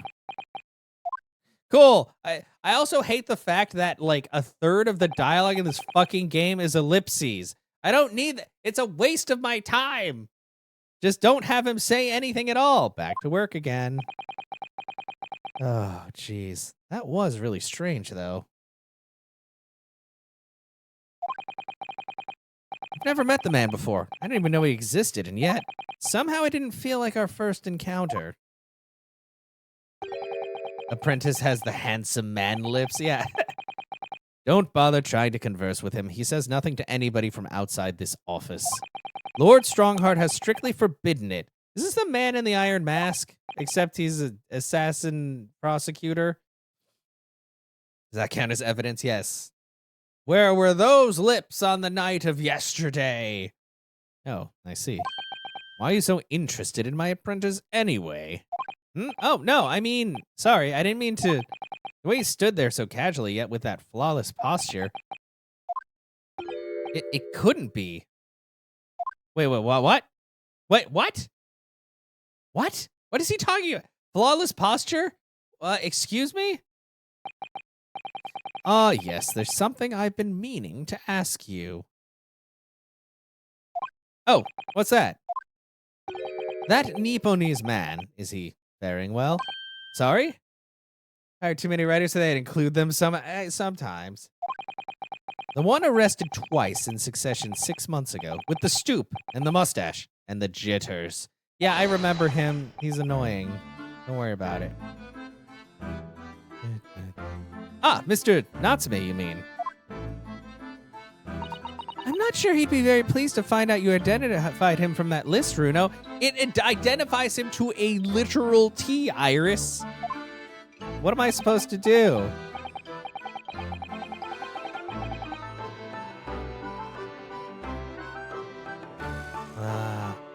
He's fine, thank you. In fact, I received a letter from him by international post only the other day.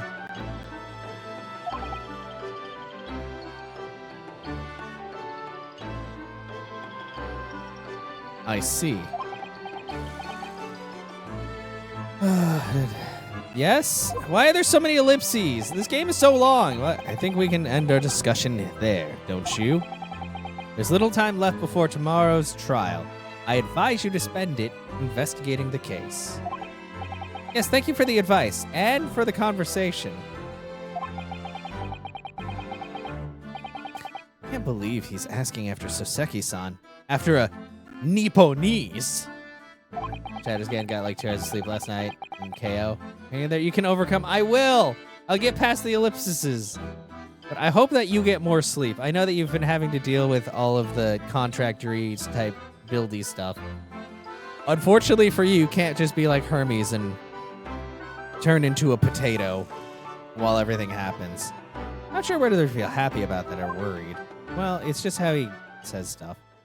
I never imagined that Mr. Reaper would be friends with a mad scientist, did you? That's a turn up for the books. Mad scientist? Ah, you mean Professor Hairbrain. Yes, it might be worth quizzing the professor about his relationship with Lord Van Zeeks, I think. Well, they tore down the walls, that's how oh, wow, yeah.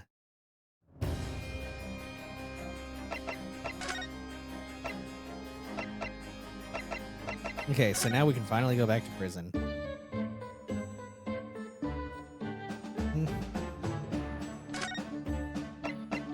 Reaper's varsity years. I understand Lord Van Zeeks is a friend of yours from your university days? Yes, that's right. He was studying law while I was studying science. What was he like back then? A good question. Unassuming, gentlemanly, and all-around nice fellow, really. Sorry, I think you misheard me. I'm talking about the cold-hearted, merciless prosecutor Baron Barock Van Zeeks. What was he like when he was at university? Talk about leading question, Runo. As I said, an unassuming and extremely pleasant gentleman. After all, he is the little darling of the Van Zeeks family, with all its great aristocratic origins. I didn't realize he had quite such a noble blood. You couldn't tell that from the big old portrait of whoever the hell? Little darling? It was a bit of a shock when I came back to Britain and learned of what he'd become. The Reaper of the Bailey, no less. Yes, that's right. I did hear, though, that there was a very big event in his life that completely changed him after graduation. Really? What sort of event? Arrgh! I'm sorry, but I don't know anymore. I wasn't in the country at the time. I was in Germany already. Oh, yes, of course. If he's heard all about the Reaper, I really don't have the heart to tell him that Lord Van Zeeks will be the prosecutor in court tomorrow.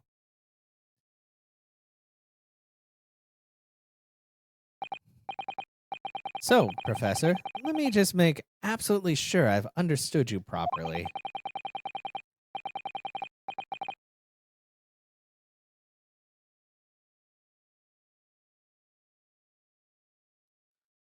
Huge explosion that occurred yesterday. That was an accident, you're saying?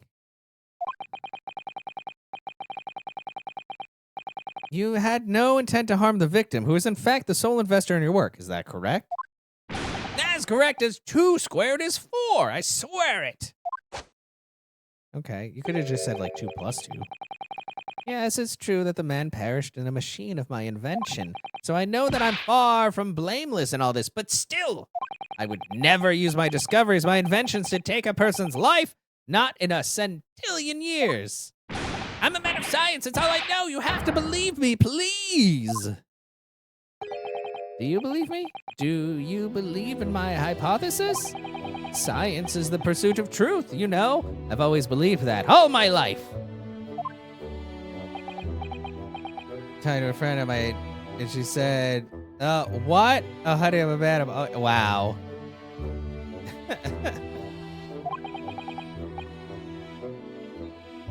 It's not like there's like a switch to turn it on and off. It just happens, you know? I'm afraid I don't know much about science or your theories, but I do believe you, and I will fight to prove your innocence with all my might. I'm a man of law. That's all I know. You have to believe me, please. When I went to live in Germany after I graduated, I learned something very important. Nationality, class, lineage, none of that matters. As long as you try your hardest, you can achieve anything. Thank you for that, Professor. And thank you in advance for defending me tomorrow in court. Wow, this guy's pretty chill aside from the fact that he's a little too high energy. All right, Runo, it's time. Time to visit the Great Exhibition. Oh, I forgot about that. Sorry? Well, that's where the incident happened, isn't it? Yes, I suppose that's true. Time to investigate at last.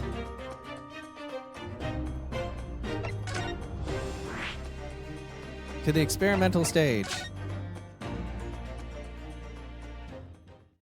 No Reason Boner is actually one of my favorite Ninja Sex Party songs. I mean, I like all of them. They're all really dumb, but some just really shine.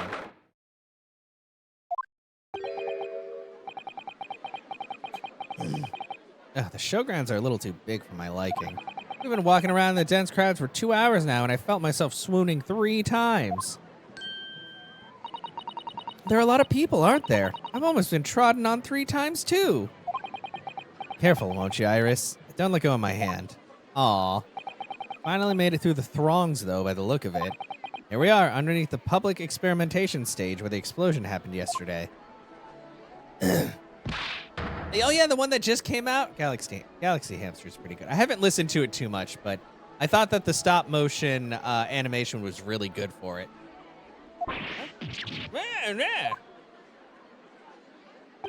What's that?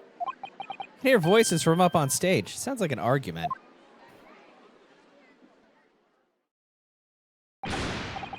Oh, it's you! It's her!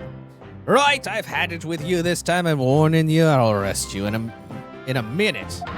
Oh yeah? Go on then, Spectre. Give it a shot. You ain't got no evidence, and you know it. Wait, I know those voices. You got a cheeky little mouth on you, young lady. But a night in the cells will teach you some manners. Just try it, I dare you. If you want that bag of chips rammed down your throat. Oh, they both I'm sorry, I gave them both like the same accent. Yoo-hoo! Gregsy, what are you doing up there?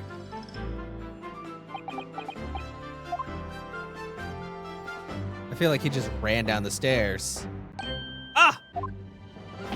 Ah! It's you, you're here, your ladyship. How are you, your ladyship? I do hope you're well, your ladyship. He only is nice to her because he thinks he's gonna show up in the books. Does that make her 3 times a lady? Uh-huh. I'm not well at all. It's far too busy everywhere. I Own a Car. I Own a Car is very good.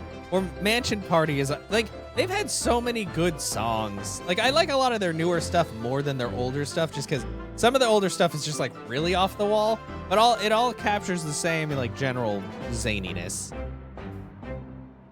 I wanted to ride in a balloon, but there was a 3-hour queue. Unbelievable. I'll go and have a word for you at once, your ladyship. You'll be flying high as a kite in no time once I pull some strings for you. Tobias Gregson, an inspector at Scotland Yard. Till recently, he was suspended from duty, but it would appear he's back in action now. He was suspended? God, did everybody get suspended? He's actually quite well known, appearing as he does in The Adventures of Sherlock Sholmes. Oh yeah, he is in the books. And for that reason, he can't say a word wrong to the story's author, Iris. but there are limits, surely. Or there should be. Watch it, sunshine! Sorry. What gives, then? Don't tell me you're on this case. Yes, I'm acting for the defense. Right, for twerpers the other way. Oh, no. Okay, so basically, Ninja Sex Party, Brian and Danny are the ones who make the songs and the titles and everything. Twerp just does the music. Like, Twerp is their own band. Ninja Sex Party is basically just like Danny and, just Danny and Brian and then Twerp.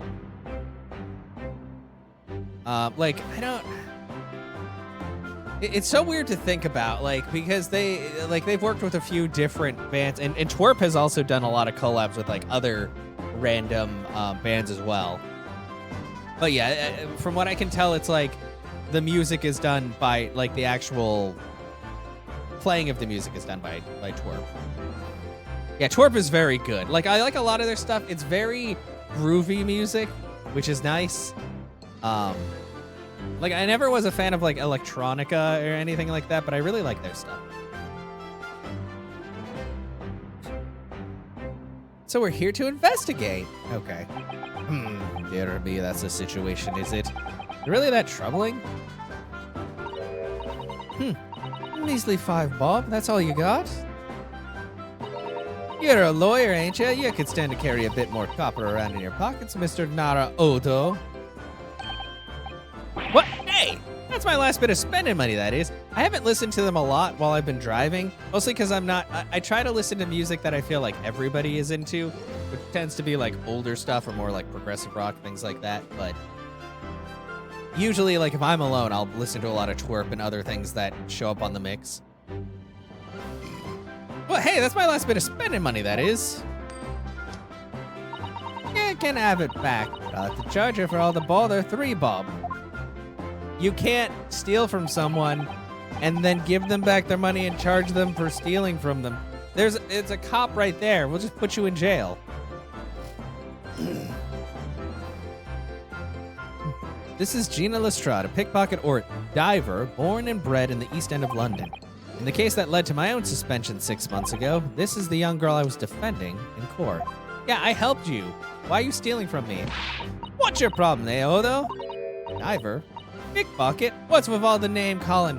How does she know? What is with all the stupid breaking the fourth wall stuff? This is a waste of my time. You want a bag of chips rammed down your throat and all, do ya? I thought you were proud to be a diver, Gina. You were just arguing with Inspector Gregson about it, weren't you? I assumed you'd been up to your usual tricks here at the showground. That ain't no way to talk to a lady, Odo. Half a year's a long time. People can change. You haven't changed. I'm an apprentice now, learning to be a Scotland Yard detective, and yet still stealing from everyone. So you'll have to call me what everyone else does. It's Inspector Lestrade now. Inspector? That badge is homemade, surely. The inspector part isn't exactly accurate. No one calls her that. For what it's worth anyway, investigating is off the cards for all of us. What's that supposed to mean? Right, well, I'll be back up top. You hold the fort down here, all right? Right, sir.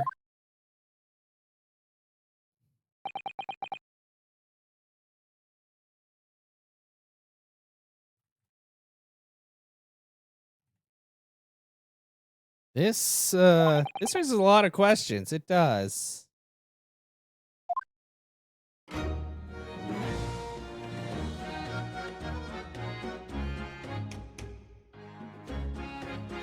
Wait, I don't want to move. I want to converse. About Gina. It was 8 months ago that I first encountered Gina in connection with a case I was working on. At the time, she was living in the East End with a group of other orphans. She helped all of them survive by pickpocketing, but then she got embroiled in a murder. I had a lot of time to think in prison. I realized I couldn't go on like I was. The diving weren't working out. But you're still stealing! I'm gonna turn on autoplay. I'm so pleased to hear it, Ginny. Well done. So you went from being a pickpocket to a detective? You got it. Good in it. Good, innit? Inspector Lestrade. Sounds like something out of a book, eh? Talk about a sea change. And then there's Iris's old man to think about. Iris's father, you mean? Yeah, I promised her, didn't I? I said I'd get all the police forces around the world and pull out the stops looking for him. It's a small promise then, nothing serious. Oh, Ginny, you're so sweet. So anyway, that's how I come and I got to test for Scotland Yard. Only trouble is I don't read so well, do I? Just a small problem, nothing serious. And that's when Hurley approached Gregsy and asked for help. So the inspector said he'd take full responsibility for Ginny and made her a sort of apprentice. That was very magnanimous of Inspector Gregson and brave. Well, you know, Hurley, he enjoys finding ways to make people do what he wants. The great detective likes digging for dirt, in other words. Huh. So, the long and the short of it is, if you've got questions about the case, you can ask Inspector Lestrade. Right then, Inspector. Actually, there's still a big mystery surrounding Gina, isn't there? Oh, what, Runa? What? Well, 6 months ago, Gina was the defendant in a trial prosecuted by the Reaper. A trial in which she was found not guilty, and yet, here she is still. Come on, you're not still on about that, are you? The Legend of the Reaper, whatever it's called. Or you don't half worry, although. I didn't half worry. Probably wouldn't be a whole lot of you left. It's like I told you before, innit? The Reaper's kinda like him upstairs, so he knows what I'm like on the inside. That's, I ain't done nothing wrong. Nothing wrong might be stretching a point. What about Mr. Natsume in Japan? He's perfectly fine, isn't he? Well, that's true. Perhaps the Reaper is more discerning than I thought. Exactly. So I ain't worried. I'm totally fine. Okay, just so you know, I did turn on auto play just because if I force myself to read faster, that might help and also make the game go faster. Because sometimes I just get distracted. I gotta be on top of it. Or it was out of this world, it was. The brainy bloke pulled a bunch of levers on this machine and suddenly it started billowing smoke. And it just went pop. I ain't seen a better experiment here yet. Sorry? You mean, you saw it, Ginny? With your own eyes?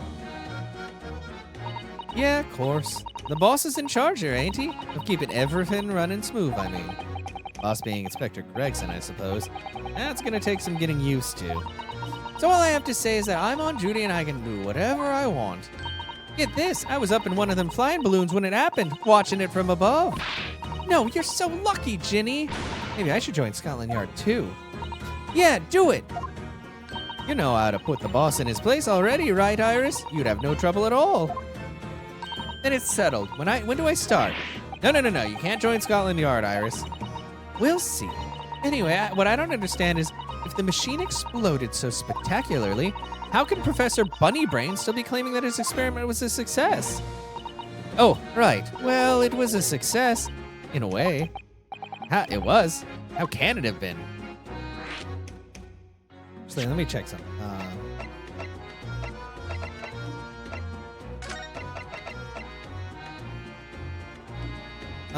We'll make it. No, 1 second. Oh, it's story mode, though. That's not story mode. I just wanted to see.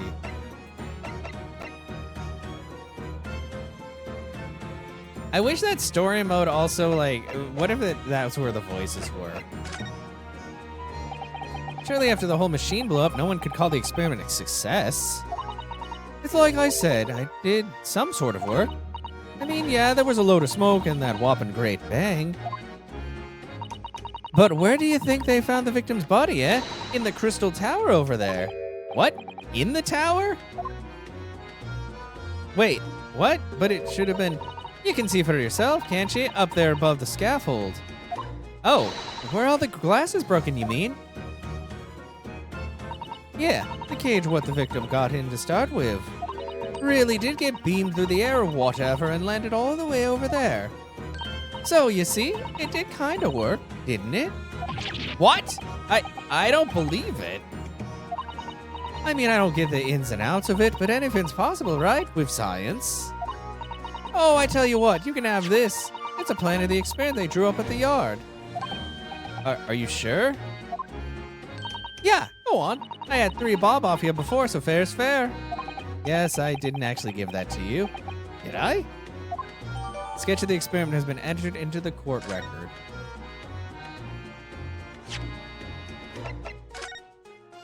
That's actually a pretty good sketch. Okay, so it would have been beamed up. Page is here, and he would have been disassembled and shot straight up there.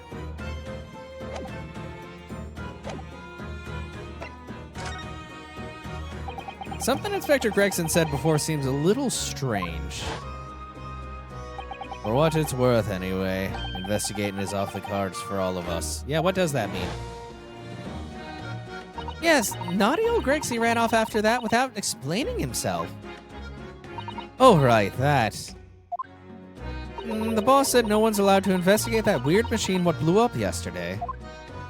Well, that's not fair. We're representing the defendant. In that case, could you at least tell us what you've learned from your investigations? No, you're not getting it. We ain't allowed to investigate neither. Why? What did the boss call them again? The forensic investigation team, I think? Anyway, apart from them lot, no one's allowed to lay a finger on the scene. It's funny, isn't it? So even Scotland Yard's own detectives can't investigate. Yes, I never heard something like that before. I thought I could have a gander on the quiet, though, but the boss caught me at it. You probably heard him giving me an earful about it before coming from down here, didn't ya? It's not bleeding fair. I think you were giving him as much of an earful back as I can remember. Yeah, well, sometimes I think it's all them chips what make him so stubborn. You say something to him, Otto. Go on, see if you can get through to him. He's up on the platform above us, is he? The machine that exploded is. We can try, can't we, Bruno? Rexy will listen to us. Well, he'll listen to you. Okay. I guess we go up.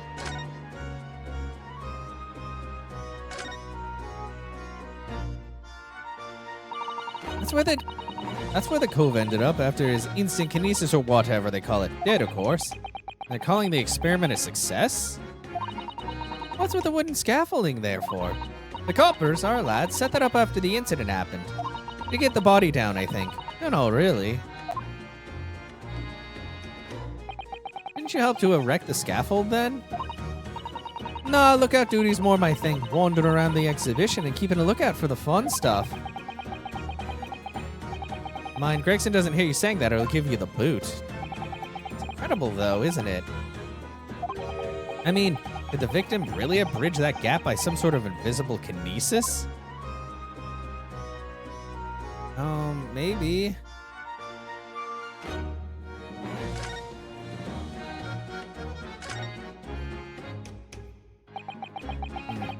Crystal Tower, it certainly is an apt name. Built in the focal point of the exhibition, and definitely is being so tall and with all that glass.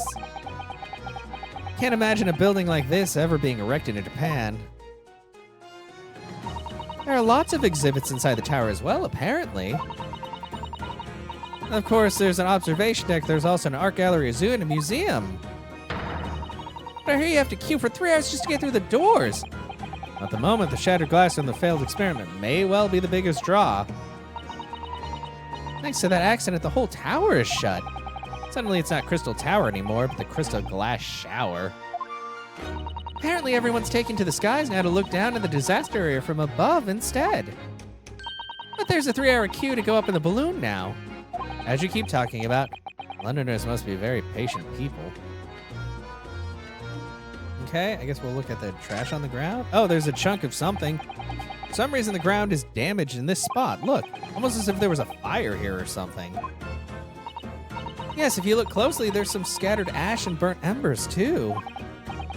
Well, I suppose there was a big explosion just above here. People probably wouldn't bat an eyelid at a small fire like this if it would happen. Not sure we English are... Yeah, oh god, I don't know what you just said. We're quite that laid back, Bruno. I think they are. Okay, let's check the exhibition side then. The platform must have been set up for the experiment, I suppose. It's very high up.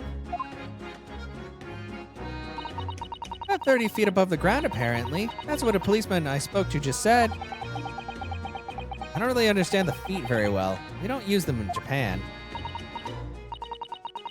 Yeah, it's about 9 meters. And soon you'll have been in London a year, Bruno. It's about time you got used to our measurements. Yes, well... The thing is so tall, the spectators at the front would just have seen the wall and nothing else. They probably thought they'd secured the best spot to watch from, only to be disappointed. There's a saying in Japan, the darkest spot is right under the lighthouse. I feel like it probably applies here. Okay, can I go up there, though? Stairs obviously lead to the stage above. We should go up there and investigate the exact spot where the experiment was being conducted.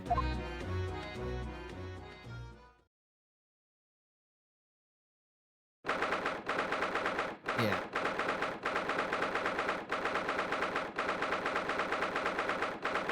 Okay, yeah. God, that takes so long.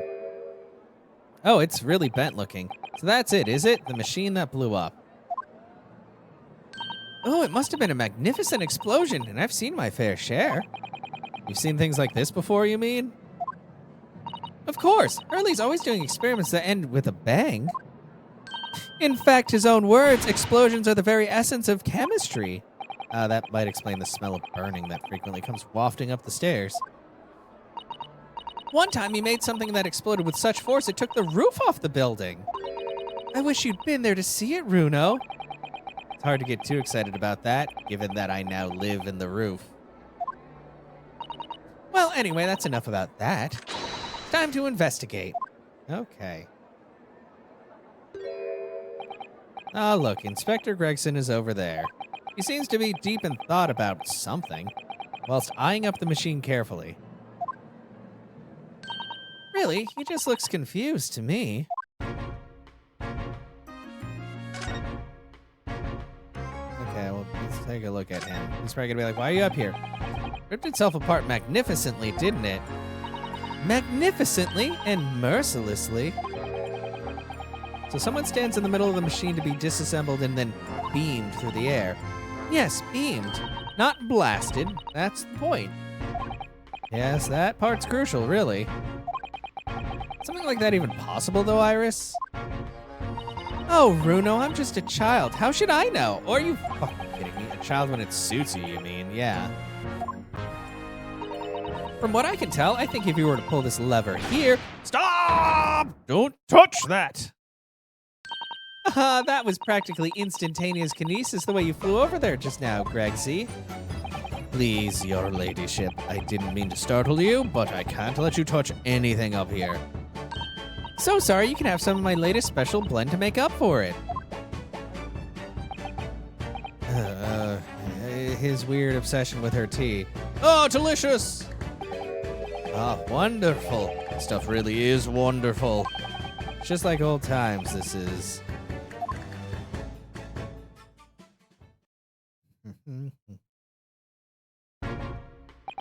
We're representing Professor Harebrain in court tomorrow, Inspector. So we should be allowed to examine the scene. Ah, listen, Sunshine, even I'm not allowed to touch anything up here. It's that blasted special dispensation for scientific equipment to blame. Special dispensation. The professor mentioned that too. More red tape's all we need. I don't know what the government thinks it's playing at sometimes. But we're allowed to just look, aren't we? Eh? Surely it's all right, isn't it, Gregsy? Of course, your ladyship. Anything you say, your ladyship. But please don't get your dainty hands dirty, will ya? Don't worry. We wouldn't dream of touching anything, would we, Runo? She really knows how to get what she wants. Okay. Well, let's ask him about government policy. Using high-voltage electricity to somehow disassemble a man's body and then beam him across to the Crystal Tower, it's an extraordinary thing to attempt, especially in public. True. It is by far the most unusual type of the experience planned for the exhibit, mind. To be honest, I'm a bit surprised it was allowed.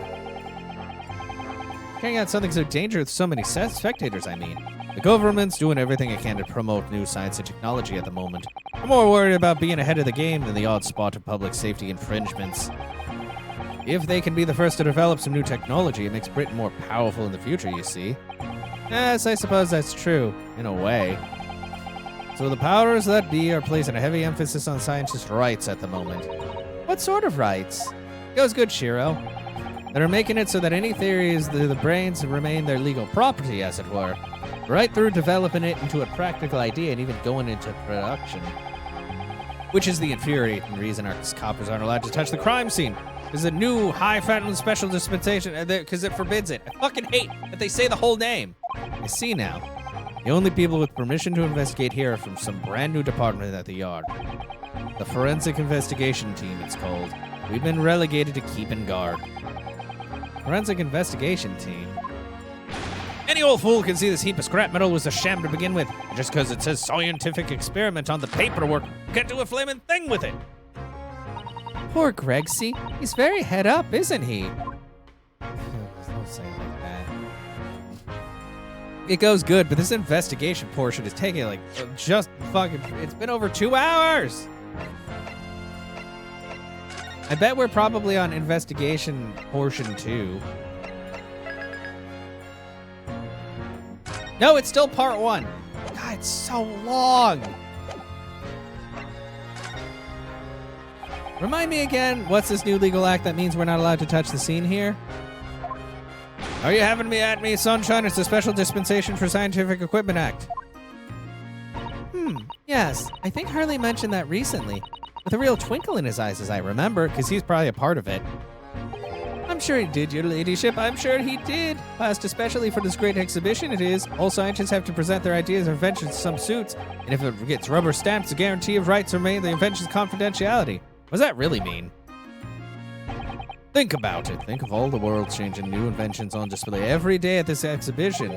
Although a good half of them are a load of gobblers, if you ask me, put forward by shammers like yourself. Thanks for that. What a dick.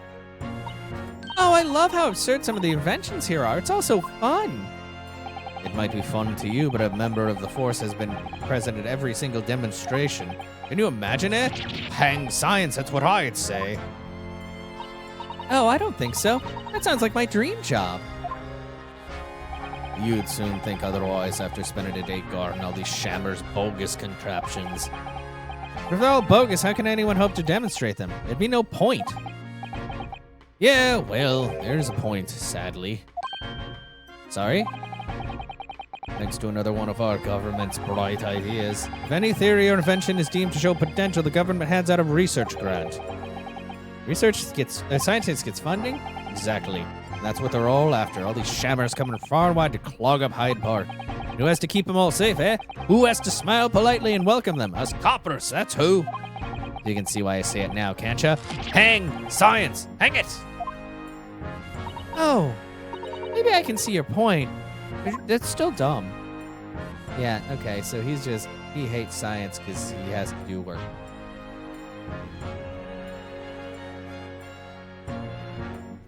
But yeah, it's just a lot to absorb.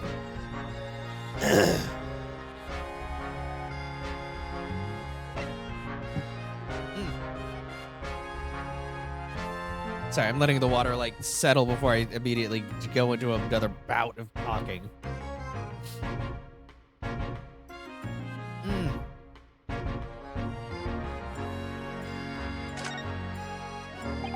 Apparently Professor Harebrained lives and works in Germany now, conducting his research. That's right. Came back to Britain especially for the Great Exhibition, as I understand. Probably after one of the government's research grants. Actually, we learned something else about the professor earlier today. About his time in further education. It turns out he was at a university with someone we both know. Lord Van Zieks. What's that? That's news to me. But if Van Zieks mans the prosecution, then as the accused, the professor's fate is... Yeah, no, that's the thing that gets... Shiro, this entire it feels like at least a third of the dialogue has been nothing, and it's pissing me so many... And that's one of the things that gets me about the Ace Attorney series.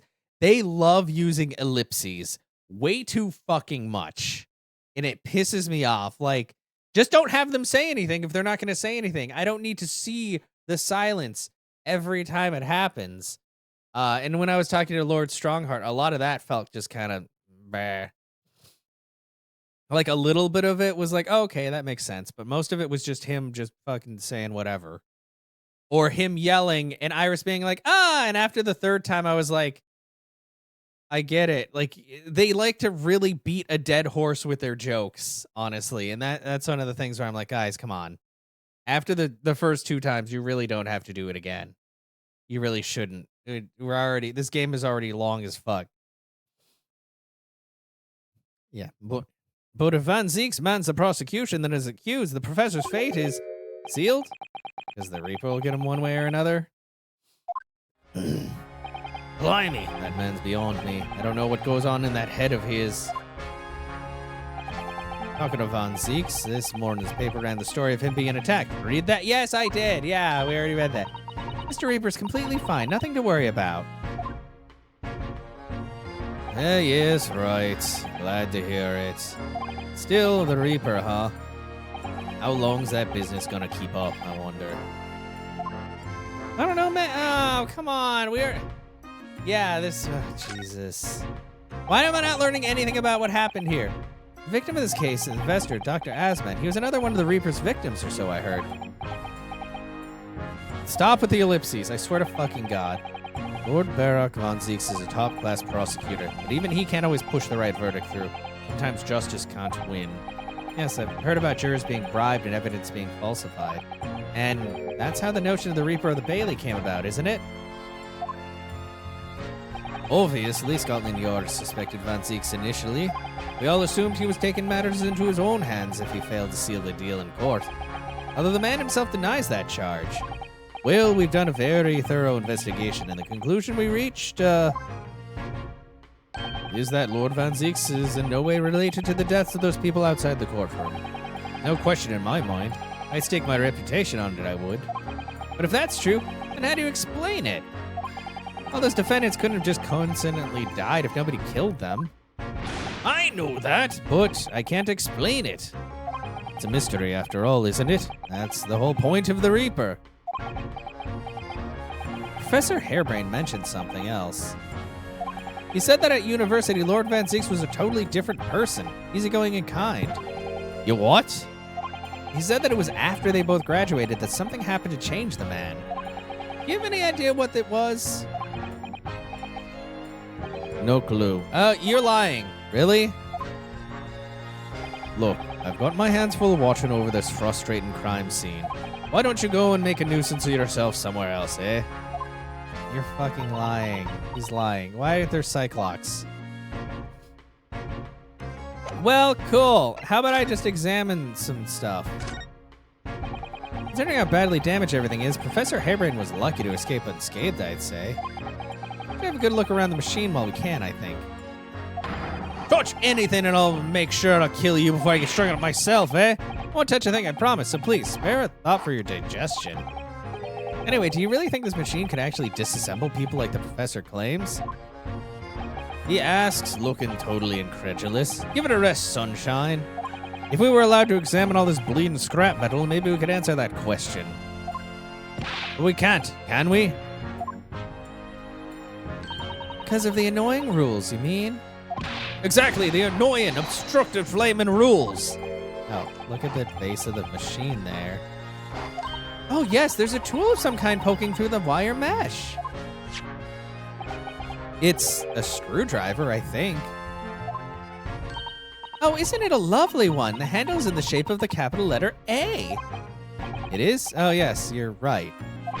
What's the matter with you? I said don't touch anything. I said touch anything. I'll make sure I kill if I get struck up by myself. I said, yes, I understand. Sorry. I only touched it a teeny weeny bit.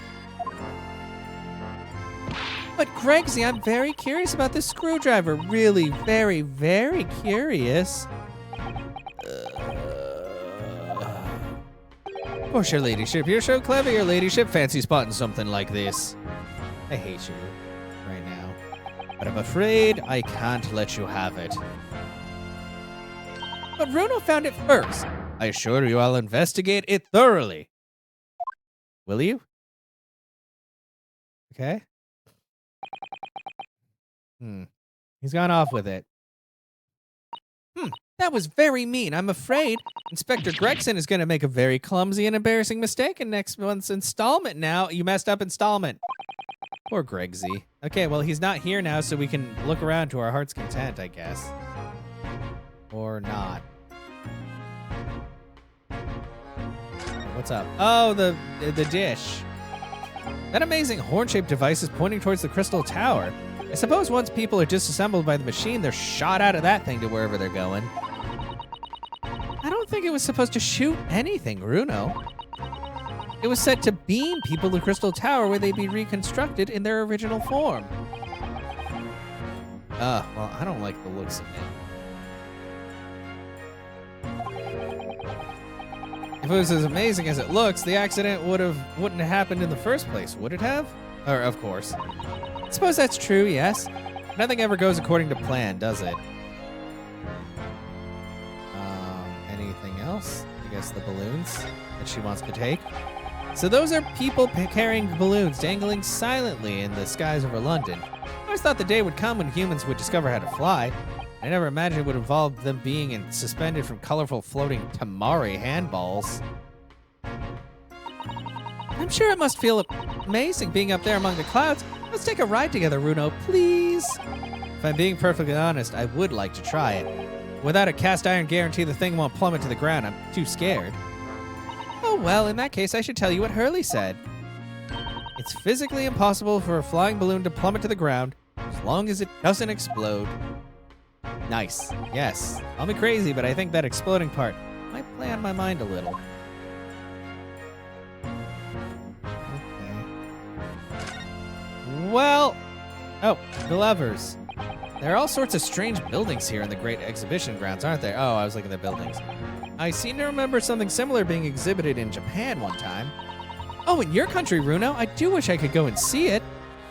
I'd present a particularly steely samurai with a present of one of Hurley's stories. Steely samurai. Okay, I don't care anymore. That's all dumb. A clone much. I don't. No. No. I'm not reading that. This is all bullshit. Okay. Well, back. Am I gonna present something to him? Because he's still here.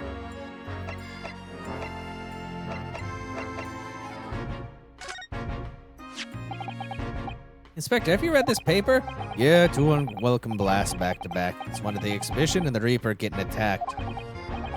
I know, terrible thing to wake up to, wasn't it? I tried to pretend that I hadn't read it and turned over for another 40 weeks.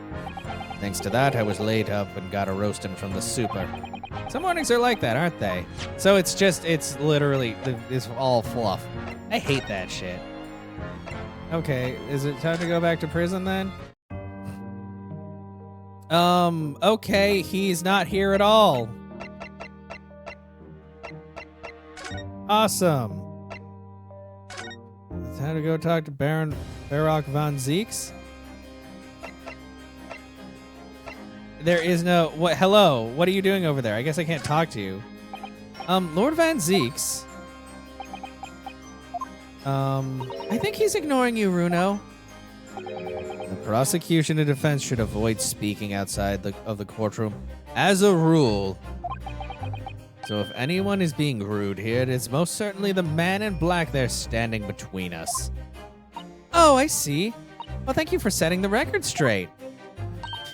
Did you see that? He spoke to me, Runo. So, Lord Van Zeeks, have you managed to visit the Great Exhibition yet? He's definitely ignoring you. Right, no niceties here either. Albert, are you talking about the accused? Because, yeah, I talked to him. Oh, that guy's gone. Well... But the prison was empty again. Maybe Sholmes is back. No, he's not! Ugh.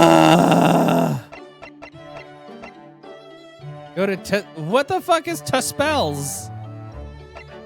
Shiro, what are you talking about?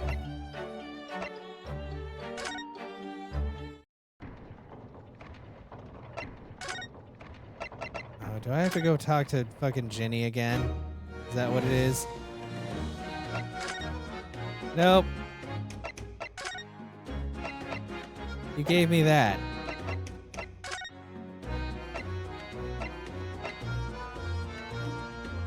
Yeah, but yeah, that's what I'm saying. This game is really fucking terrible at telling me where the fuck I need to go. I am 2 hours and 20 minutes into this fucking investigation, and it's happened like 3 times. Yeah, I investigated. Was it because this one piece, even though I looked at this exact spot before, but it decided to talk about the burning ground? It looks as though someone dropped something behind the tree just here. Dropped or hid? What do you mean it's not hidden? It's not even behind a tree. It's leaning on the tree in plain sight. What is this? Some part of the machine that exploded? It didn't explode. Somebody probably took it out of the machine. Maybe it could have fallen from the platform above in the blast, perhaps. What's going on here? Oh, nothing. I think I'll hang on to this just in case. Mysterious contraption has been entered to the court record. Yeah, that probably was a part of the thing. Like, I'm sorry, even with all the quality of life changes, this game is still really fucking bad at, like telling you what you need to do. Oh, what's this? A ripped piece of cloth? It's not like any fabric I've ever seen before. Very thick and stiff. It looks extremely durable. It's canvas, I think, with some sort of rubber backing. And the edges appear to be a bit charred as well. Maybe that means it had something to do with the explosion. Let's make a note of it while Ginny's mid-yawn. Large piece of canvas-like material with rubber founder. Okay, there's scorch marks.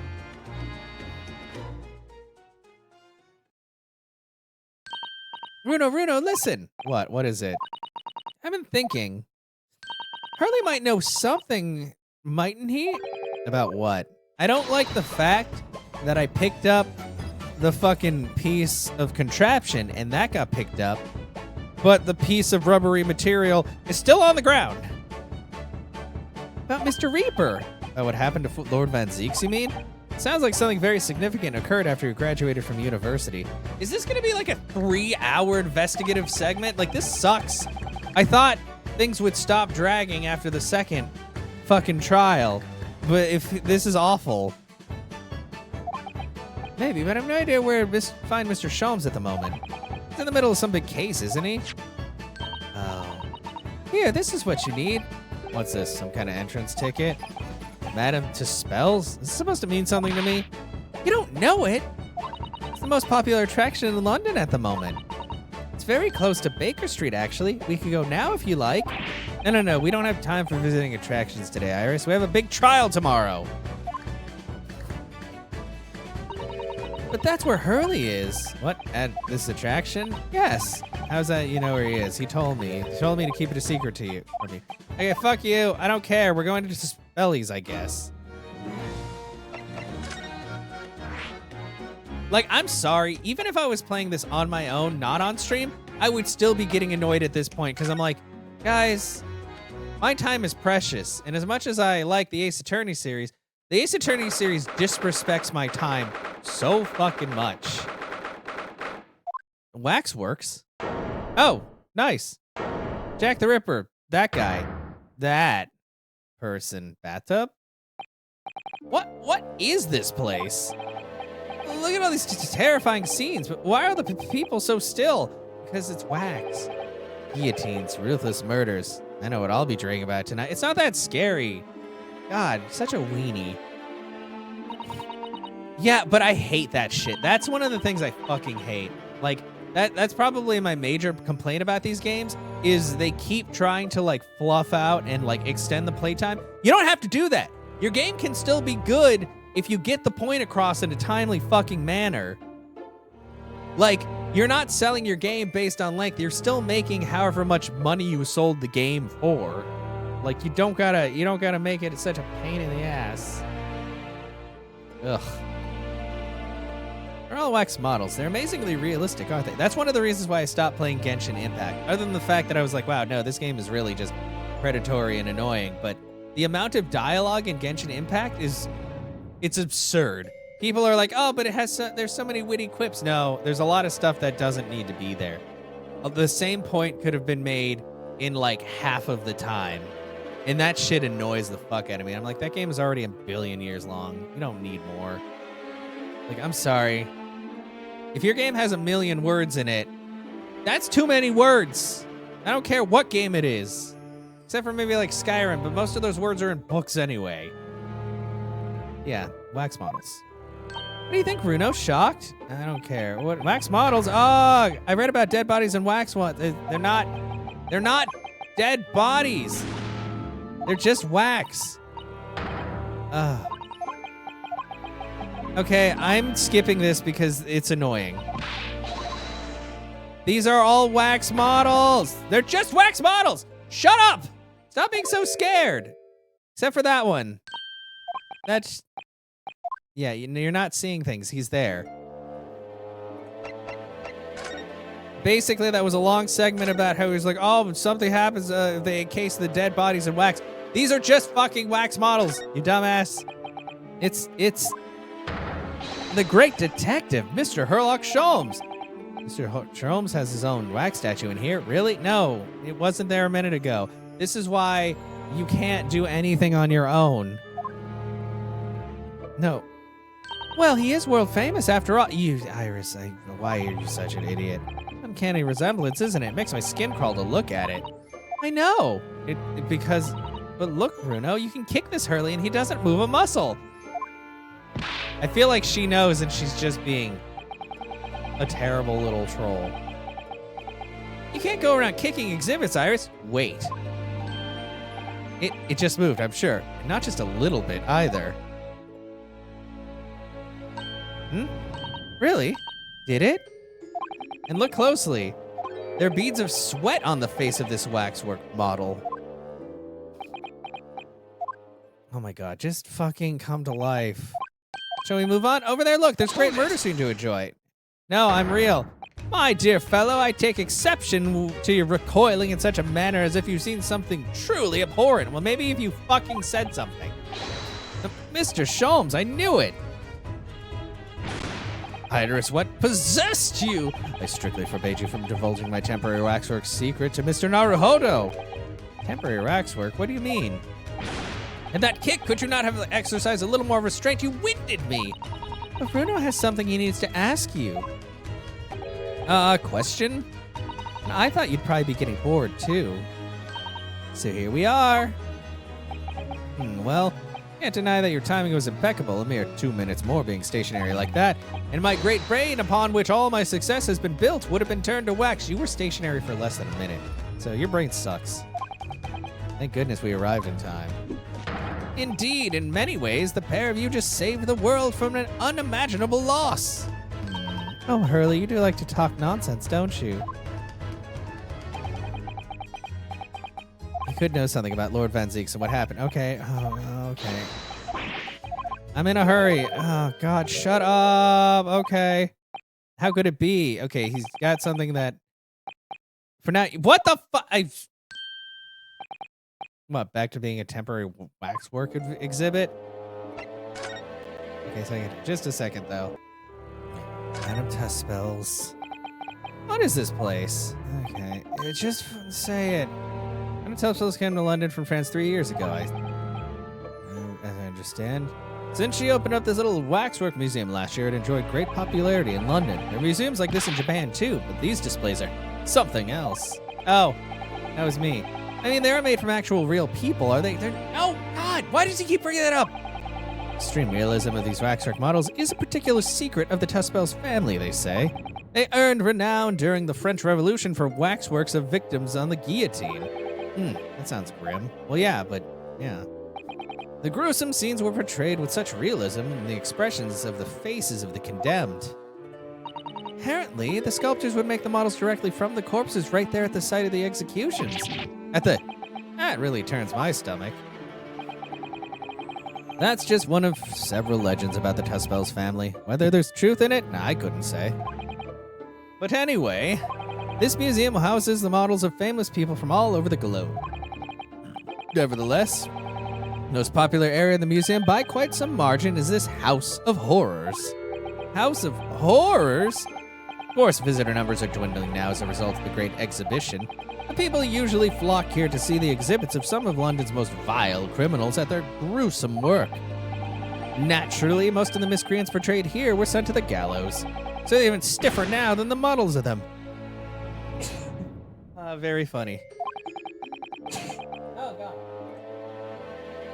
Have you heard of poor taste? My dear fellow, the public live for poor taste. They yearn to be shocked. So the hideous exhibits in here are, they're all portrayals of real events that actually took place. Is it just me, or did the temperature just in here just seem to drop? Anyway, I advise you not to think too deeply about what you see here.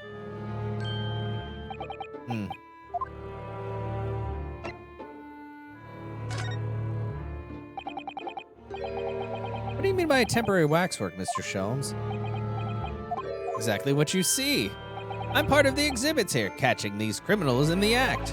Catching them? Every half hour I home in on a different killer in one of the displays and adopt a new pose to ensnare them. When members of the public come for a closer look, I offer them to shake my hand. For a shilling, I'll happily allow them to take a photograph with us. Us? Does he mean him and the waxwork murderers in here? But why, Mr. Sholmes? Because I'm broke. My dear fellow, isn't it obvious? For the money! You really worried at me there. This is a house of horrors.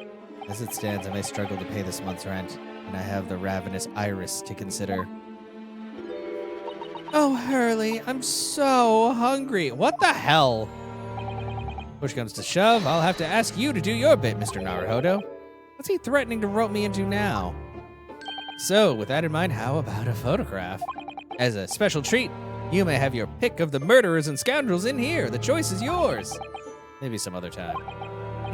Remember, Mr. Naruhodo, ignore me at your peril. Wow, cool.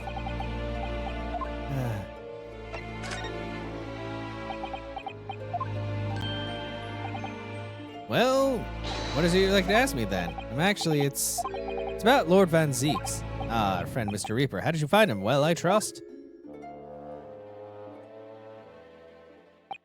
So I filled Mr. Sholmes in on everything I'd learned about Lord Van Zeeks, about Professor Harebrain, and about the strange coincidence that they had been at the university together.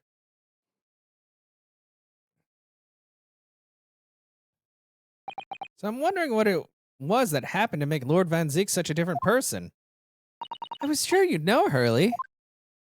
I don't want to talk about it. Said there was something going on here in this exhibit hall before, that something was afoot. And you believed it was related to what I wanted to ask you about. Mr. Sholmes? Suddenly clammed up. Well, it seems we've reached a mutual, or we reached the unavoidable, greetings? 2 spells? Oh, dang, she's hot. I mean, as far as I can tell. Oh, hello. Where did she appear from? What's she wearing? Did she look any more mysterious? Oh, no, yeah, she is hot. Fuck. I hope she's not annoying. A lot of the hot people in this game are annoying as shit. I hope you are appreciating my museum. Sorry, have we... Mr. Sholmes, how do you know that... Not again. My apologies. I am Esmeralda Tuspels. This is my Museum of Waxwork. What? You're the Madame Tuspels? I did expect her to be a lot older. Bien sûr. Though only 26 years young, I might add. She is very young. Is that it significant somehow? I'm a Madame in name only. It adds a certain je ne sais quoi. But, I mean, honestly, Dixies, I think you've been with me through a lot of these. That's like a lot of these characters. Most of the time, they're just annoying as shit. But they're also sometimes hot and annoying.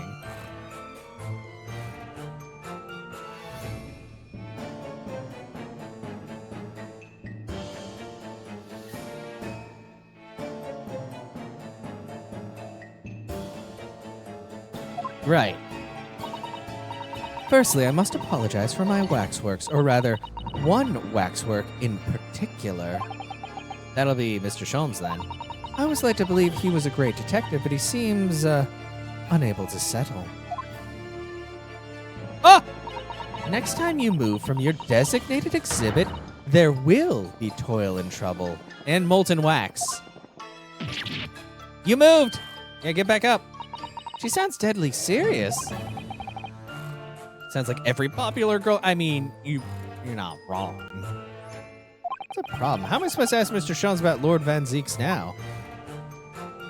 Let's not forget what Hurley said before about something being afoot right here in the museum, I mean. Yes, I know, but I'm so curious. I want to know what's happening here. Haven't we got enough on our plate already? Yeah, no, seriously. This is like just way too much shit. Hi. So, do you enjoy hot wax? Did you make all these waxworks, Madame Tuspels? I did. I am the third generation of waxwork artisans, you know. Gosh! It was my grandmother who began the tradition in my family.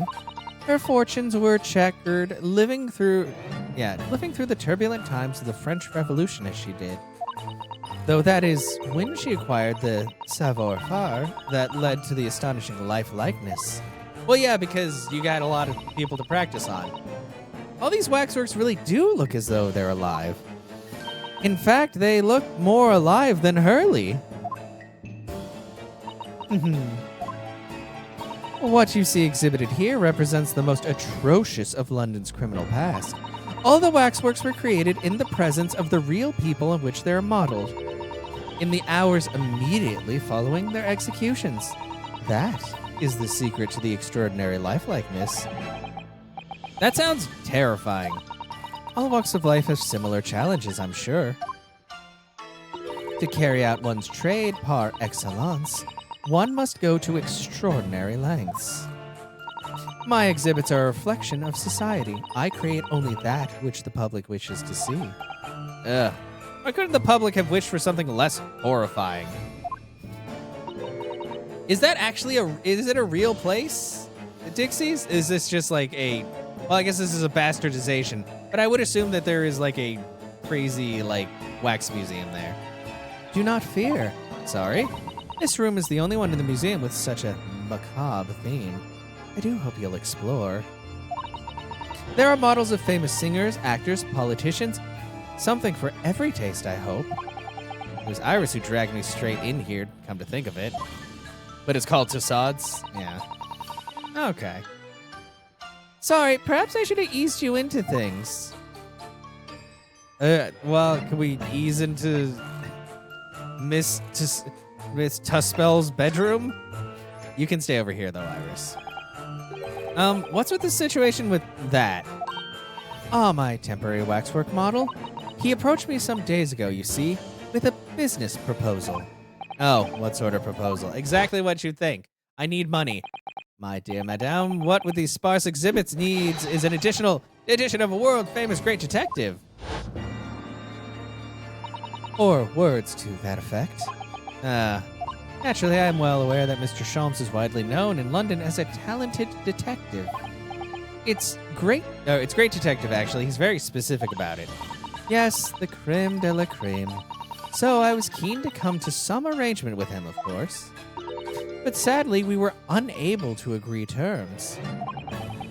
Let me guess, someone wanted to charge an exorbitant price for her services. For a mere £500? I'll dive into it? Or words to that effect. Mr. Sholmes might have overdone it slightly with the sales pitch. Regrettably, the museum has a shortage of funds at the moment due to unforeseen circumstances. So we came to the current arrangement instead. Surely he doesn't really need to do what he's doing, though, does he? I would think not, but he was very insistent. There's a Madame Tussauds in New York. Oh, is it? Oh, I wasn't sure if it was its own thing. Like its own separate museum. Interesting. I have a 50-shilling problem that must be resolved by the morning. Oh, wow, really? So that was his business today. Or words to that effect. It's the pawnbroker, that's what it is. He must have something to redeem. Is the consulting detective work not going so well? Something afoot. I wonder, could I ask you something? Bien sûr. I'm just curious, is anything going on in the museum at the moment? Some kind of incident, perhaps? Uh-oh. Whoever suggested such a thing to you? Oh, well, it was, your temporary waxwork over there who mentioned it to me a little... What? Oh, he's disappeared. A wax model is a work of art, not some tawdry object for trade. Ah! Oh, he said that. There you are. Leaving the exhibit again when you should be working. Do you wish to be melted down? My dear Madame Tuspel, save your reprimands. There are more pressing concerns. The wax can wait. It's our ideas about your current problem we must throw into the melting pot instead. Don't tell them about my problem.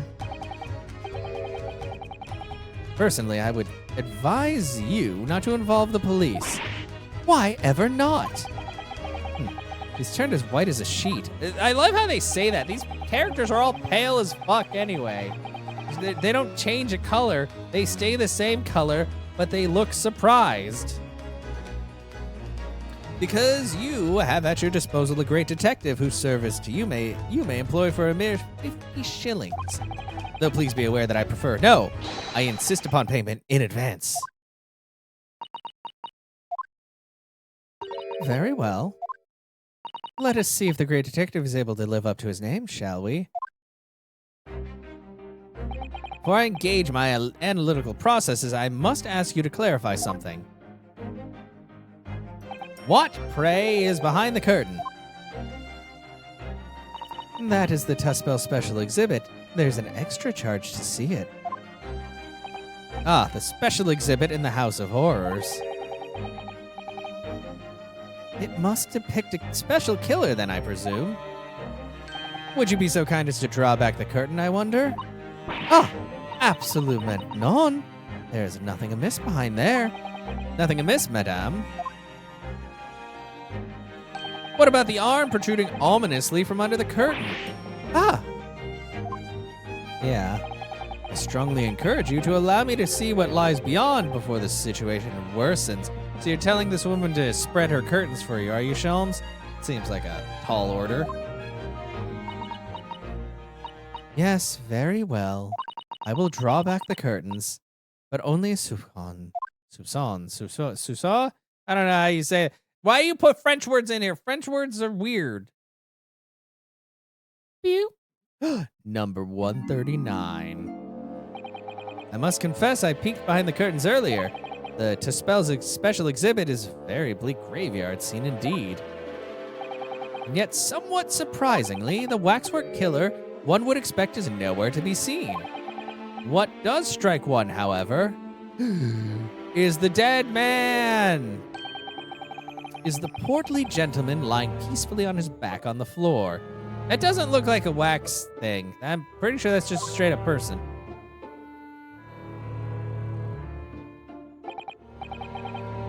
Well, then perhaps, Mr. Sholmes, that man on the floor is the ruthless killer himself. That guy was a juror in game 1. I was about to say, he does look kind of familiar. I'm afraid not, my dear fellow. He's perfectly ordinary London gentleman. Not even a waxwork, in fact. What? As skillfully made as these waxworks are, they are always distinguishable from real humans. So, allow me to present my two conclusions. The first is that a sizable business transaction has been taking place in this special exhibit. Why? Why would you say that? And the second is that the aforementioned transaction is linked to a serious crime. Ah! She looks as pale as candle wax. She's always that pale! Shut up! I'm so tired of them making these stupid observations. I don't understand. Just say she's surprised. If you're not going to actually change the color palette, don't insult me. So, Madame Tuspels, as you've agreed to my fee, you shall now have the pleasure of seeing this famously great detective and temporary exhibit at work. Oh, is this a dance of deduction? No!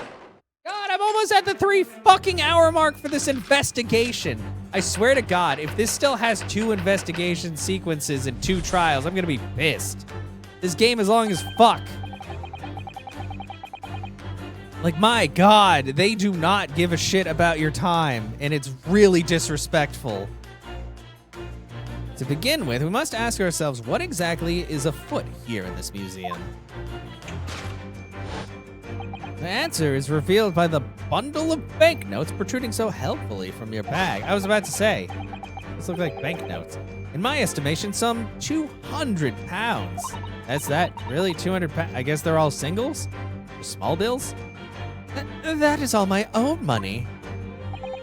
So what does this large sum of money reveal? Ah, not as much as the involuntary glance you cast, it would seem, Madame Tuspels. Yes, the answer lies where your eyes now fall. The significance of 200 pounds is revealed by that public notice. Why are you so stupid? Waxwork for sale, your business has hit hard times, it would seem. In short, you sold the infamous killer this centerpiece of your special exhibit for the sum of 200 pounds. No, okay. Next curiosity. Okay, what is that? Here, the man has suffered a severe shock, so he's probably not dead. He's probably just like asleep. Cause of which is clearly known to you.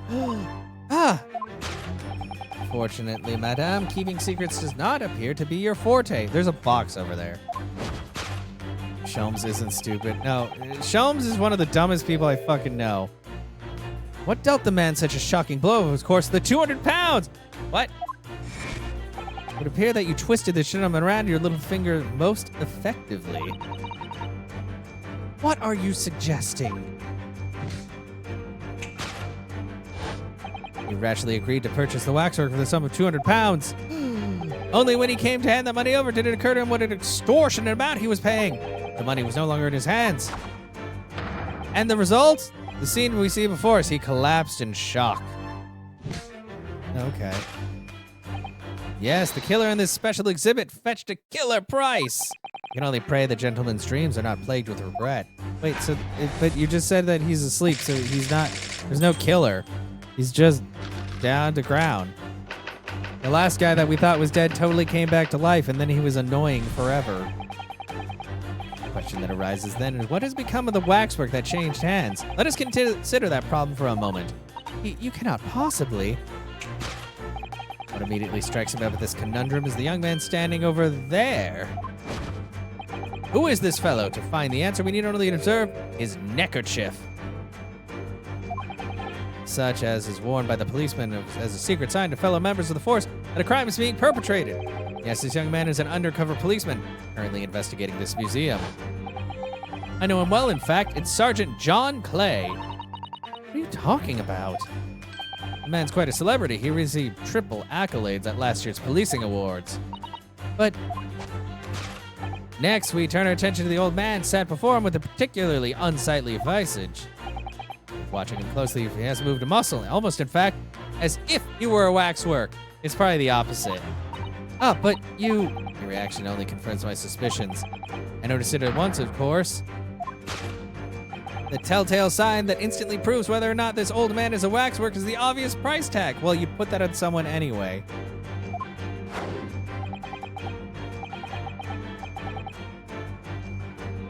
Raw pence? A tragically low price, you might say. Though perhaps this is the going rate for aging waxworks riddled with cracks. And yet you sold it to the portly gentleman for exorbitant 200 pounds. Sort of plucky behavior that's sure to attract the attention of Scotland Yard. Isn't that so, madame? I do not... Like, bro. Yes, the waxwork you sold has already been seized by the police and remains in their custody as we speak. The old man must be reunited with his grave in the special exhibit. Not a moment too soon. Okay. This all feels like a bunch of bullshit. I just want to figure out what happened with the laser man. Thus concludes Sherlock Sholmes' great deduction of this horrifying puzzle. Sure, but it's not. I have to fix it. I always have to fix it. See, I've stunned all of you. You have, Hurley, you have, with your... how bad it is. And you've obviously upset this young lady in the process. Her cauldron looks awfully hot. Could I just bring up 1 point, Mr. Sholmes? Of course, Naruhodo, 1 point. I'm all ears, my dear fellow. According to deduction, the special exhibit featured this old policeman, so that would mean that he's the particularly the ruthless murderer, wouldn't it? Killer policeman, Ottermole. Huh? It was a mysterious series of murders that rattled the capital only last year. The police rushed to the scene every time, only to find the culprit disappeared into the ether. I know the culprit. It was a policeman himself, a senior officer by the name of Ottermole. Do you mean that's the sinister-looking old man they're supposed to be? Indeed, it's particularly grim face, is it not?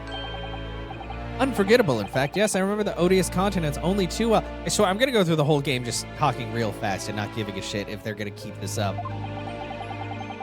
But is 200 pounds a lot of money for a wax model? It would be enough to afford one of the latest steam carriages if that puts things into perspective. So, it's quite a lot then. Is there anything else you wish to add? Before I melt you down? Bubbling wax is looking more and more ominous. Oh, the smell of all that molten wax is starting to worry me. Mr. Sholmes did more or less accuse her to her face, so I might have to call you your assistance here, Iris. Is that okay? Make some minor corrections to the great detective's great deductions.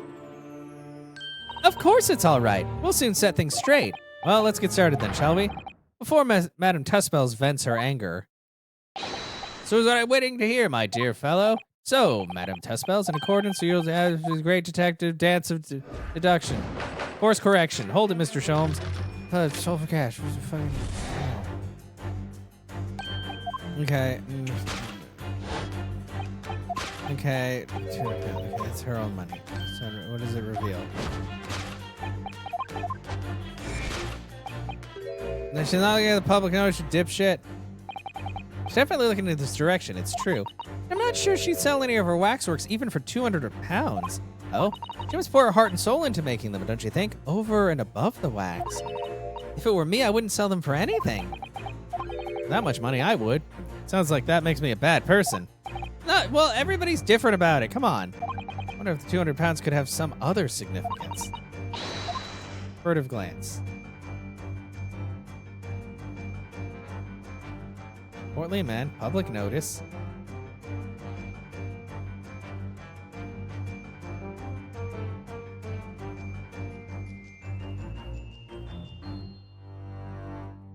Oh, there we go. Right on the wall. What's that note doing pinned on the wall there? Oh yes, let's see. Dear Madame Tuspels, we've taken the prisoner from this room. The price for a safe return is 200 pounds. Have the money ready by noon on 23rd October. What? This is it's just like the sort of thing that's left behind when somebody's kidnapped. It's exactly the kind of thing. The ransom note, exactly. Wow, I wonder if the ransom note possibly is the thing that she has 200 pounds for. Take that! Ransom note, crunch. The significance of the 200 pounds is revealed by that ransom note. Quite so. And we must congratulate these criminals on their inventiveness abducting a waxwork. 200 pounds is no small ransom fee, and you clearly intend to pay it. The model in question has special importance, so I put together all the money I have. What? Is it like a sex bot or something? What's going on? What do you mean it has special importance? In summary, then, your 200 pounds you have in your handbag is ransom money. Now, let us explore the next curiosity with which you're presented. Here the man has suffered a severe shock. It's clearly known to me. Okay, it wasn't the 200 pounds.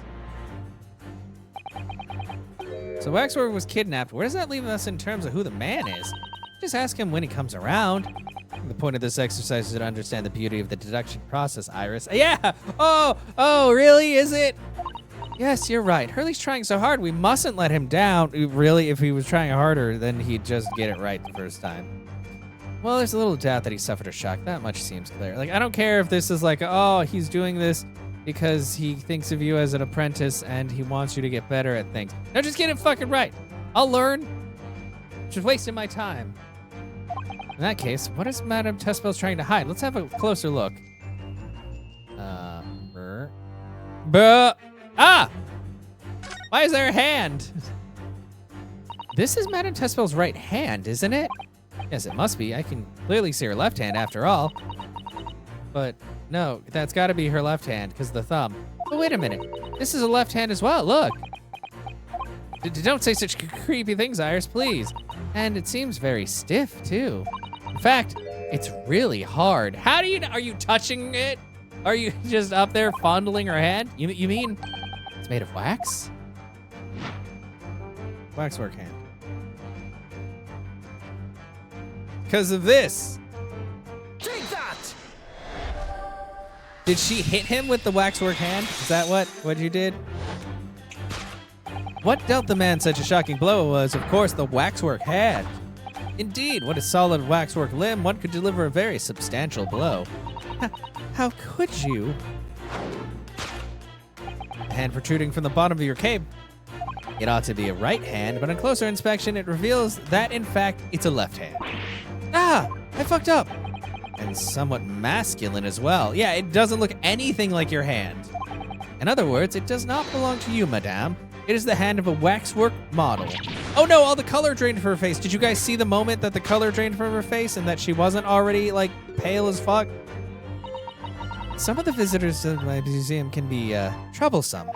They meddle with the exhibits and cause damage. So you mean that arm? Yes, this gentleman saw fit to try to remove it as a souvenir. No small keepsake. Like taking a whole branch of a cherry tree when you go to view the blossoms. I'm afraid I had to teach the man a lesson. He confronted the man and he tried to take the arm back. And the result? The scene we've seen before us. He was knocked unconscious. A point we may need to revisit later. But for the time being, our conclusion... Yes. Okay. It was kidnapped. Solved. Conclusion. Discovered already? Oh, just... Not possibly.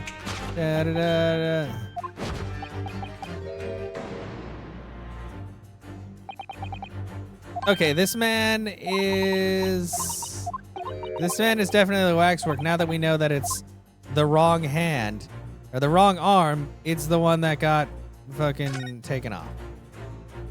What the? Man has a stub sticking out his shoulder where his arm should be, because he's waxwork. Oh, well, that settles that then. All right, this isn't a real person at all. Wow, I'm glad that he was smart enough to say that and not be like, oh my god! His entire arm's been ripped off from the shoulder down. His arm's been, of course, ties in with what we just found out. Obviously. Take that! Shoulder stub. That was the one that was getting screwed around with. Who is this fellow? To find the answer, we need only observe his shoulder stub. No such boneless human walks the earth. Of that, I can assure you. In other words, the man standing here, the young Sergeant John Clay, is in fact defying all odds, a waxwork model.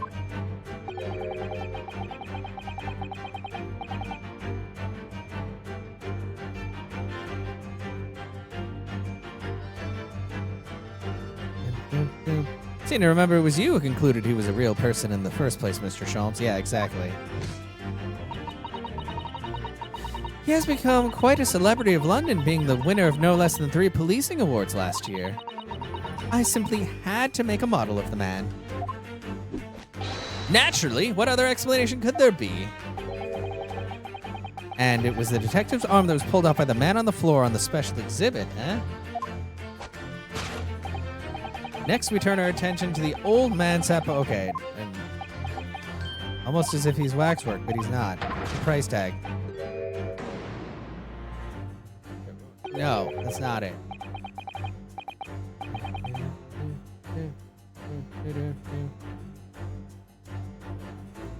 Killer policeman called Ottermole, was it? Was he well known? It's all over the papers last year, but I can't say I know what he looks like.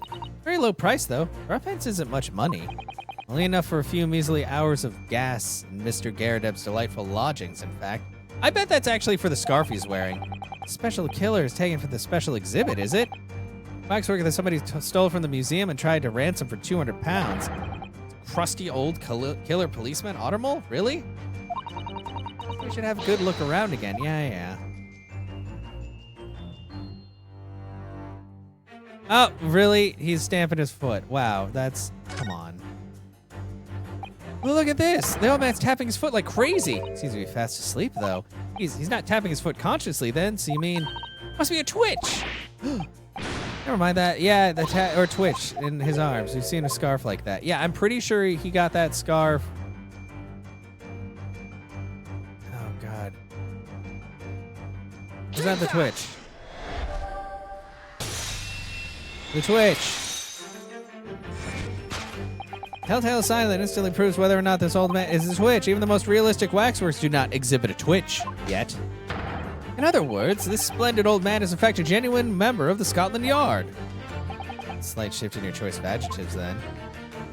And there you have it. Well, Madam Tuspels? Well, what?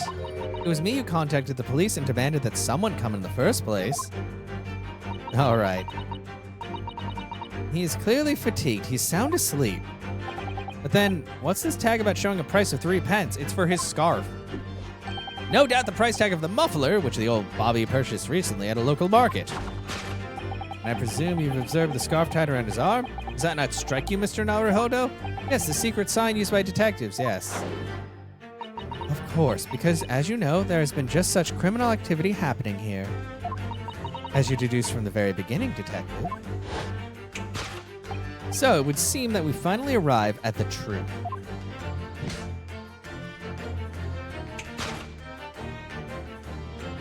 The waxwork of the especially ruthless killer from the special exhibit has been kidnapped. Oh, she's so sad looking. And Scotland Yard are already investigating. But the model's whereabouts remain a mystery. Thus concludes Herlock Sholmes' great deduction of this horrifying puzzle. Okay. Oh, I'm going to assume the waxwork, the theft of that waxwork probably has something to do with the teleportation thing, which is why it's relevant, but in such a roundabout, bullshit way. Oh my God, 3 hours and we're still investigating. All sorts of people visit my museum here. Men and women, young and old. Sometimes they drop in for a short time on their way back from the pub. I welcome them all. But if anyone tries to damage my exhibits, I do not take it lightly. Anyway.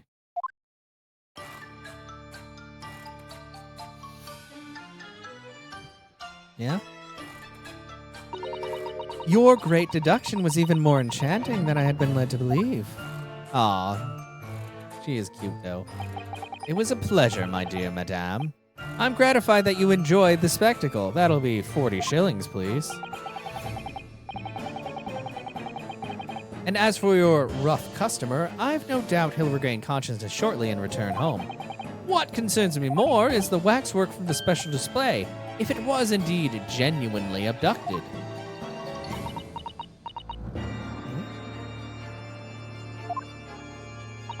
Yes, tragically it was.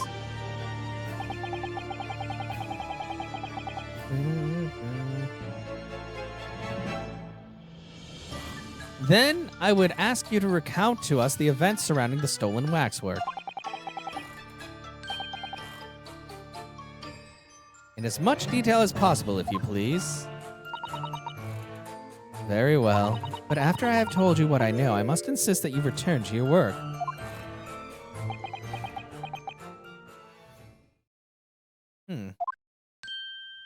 The talents of a great detective could be put to better use, I feel, but as you wish.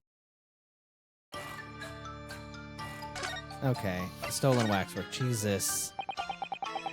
Tell us more about the stolen waxwork, please. It was some days ago now when I came in here one morning. I immediately noticed that a waxwork was missing from the special exhibit here. It's your most prominent display, so that's why the curtains were closed. And I found the ransom note in its place. Culprit must have broken in during the night and taken it then, yeah? So this waxwork that was stolen, it was a model of some horrible criminal, I suppose. Of a particularly horrible criminal, in fact. The killer who left a more profound scar on society than any other, I would say. The Professor. Not a name I've heard of. You need to stay working. So, Mr. Naruhodo, it seems the circle is complete. Sorry. Professor case happened at around the time I was born, didn't it? It did indeed, Iris. 10 years ago, a series of murders that rocked the capital. 10 years ago? Yes, at exactly the time that Barak von Zieks graduated from the university, in fact. What? Surely he's not saying it's the incident to the big event that changed the Mr. Reaper's life. Yep, okay, cool. As you've surmised, it was the Professor case. Who's the Professor, then? Of course we gotta learn about him. It was a series of gruesome murders that all of London gripped in terror a decade ago. After 5 victims were killed, the man was arrested and put to death. And now he's immortalized here in wax for all Londoners to admire and enjoy. Though, of course, he happens to be absent at present on account of the abduction. But I don't understand. How is all this related to Lord Van Zieks? You must first understand, my dear fellow, why it is that the Professor earned such infamy. It was due to the victims he chose. Some of Whitehall's finest.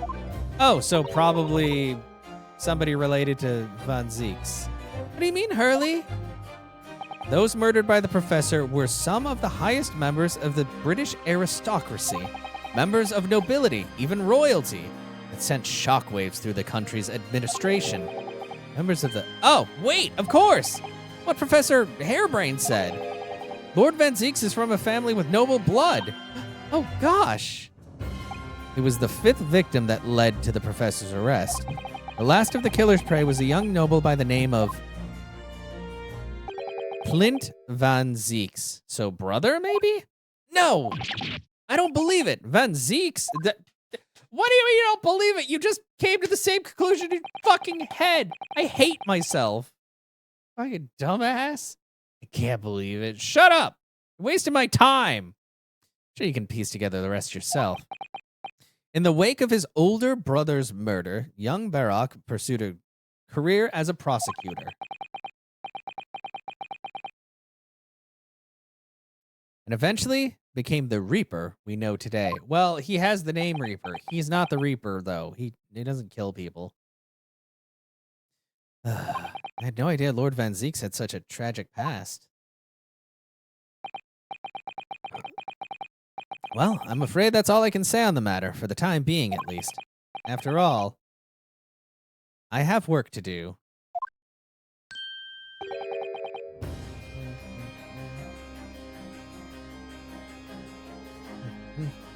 As a waxwork exhibit. Okay, have fun.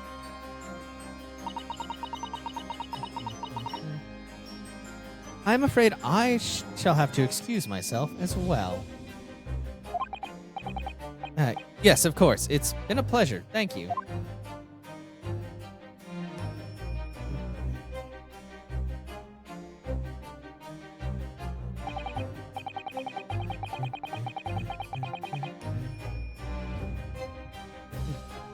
Well, none of the predicting scenarios I've been analyzing involved you coming to visit me here. Oh, hello? Oh! It's been too long. It really has. I'm delighted to see you, Barak. It's been 10 years, and here we are meeting in a prison of all places. I can't forgive myself for what happened to Mr. Asman. I just can't. Well, there's something you need to know about that man. I still can't believe it could happen. Tomorrow the court will decide.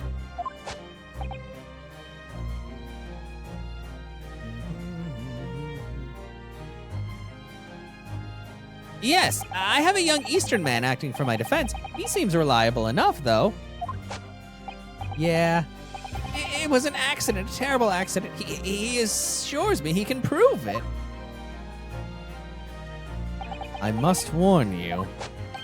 Oh, I know. I've heard already. You're going to be prosecuting me, aren't you? Prosecuting. Yes. Since I returned to England, I've heard lots of stories. Barack, are you really... What? Never mind. I know you have my best interests at heart. My friend is on trial. I wouldn't entrust it to anybody else. Yeah. Of course, I fully understand. Thank you, Barack. Until tomorrow, then. See you in court.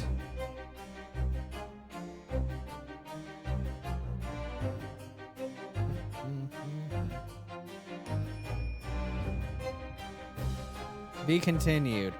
I'm gonna be perfectly honest with you guys. I'm not sure if I can do like that. Took so long. I don't know if I have it in me to do more of this. Like, that investigation was very, very long, and I'm gonna assume it's investigation trial again, unless they're nice and it's just gonna be the trial. But I feel like there's way more to this. But maybe that'll show up in, like, later stuff. I don't really know. Yeah, 2 trial parts. It's so annoying. I don't know. You say the trial part isn't super long. This is over 3 fucking hours of investigation. I don't have any faith that the trial part isn't that long. But, I mean, I guess at least they can't... Well, no, never mind. I was going to be like, at least they can't bring in more new information. But that's what they do every trial. So what am I talking about? But at least we made it through this. So there's that.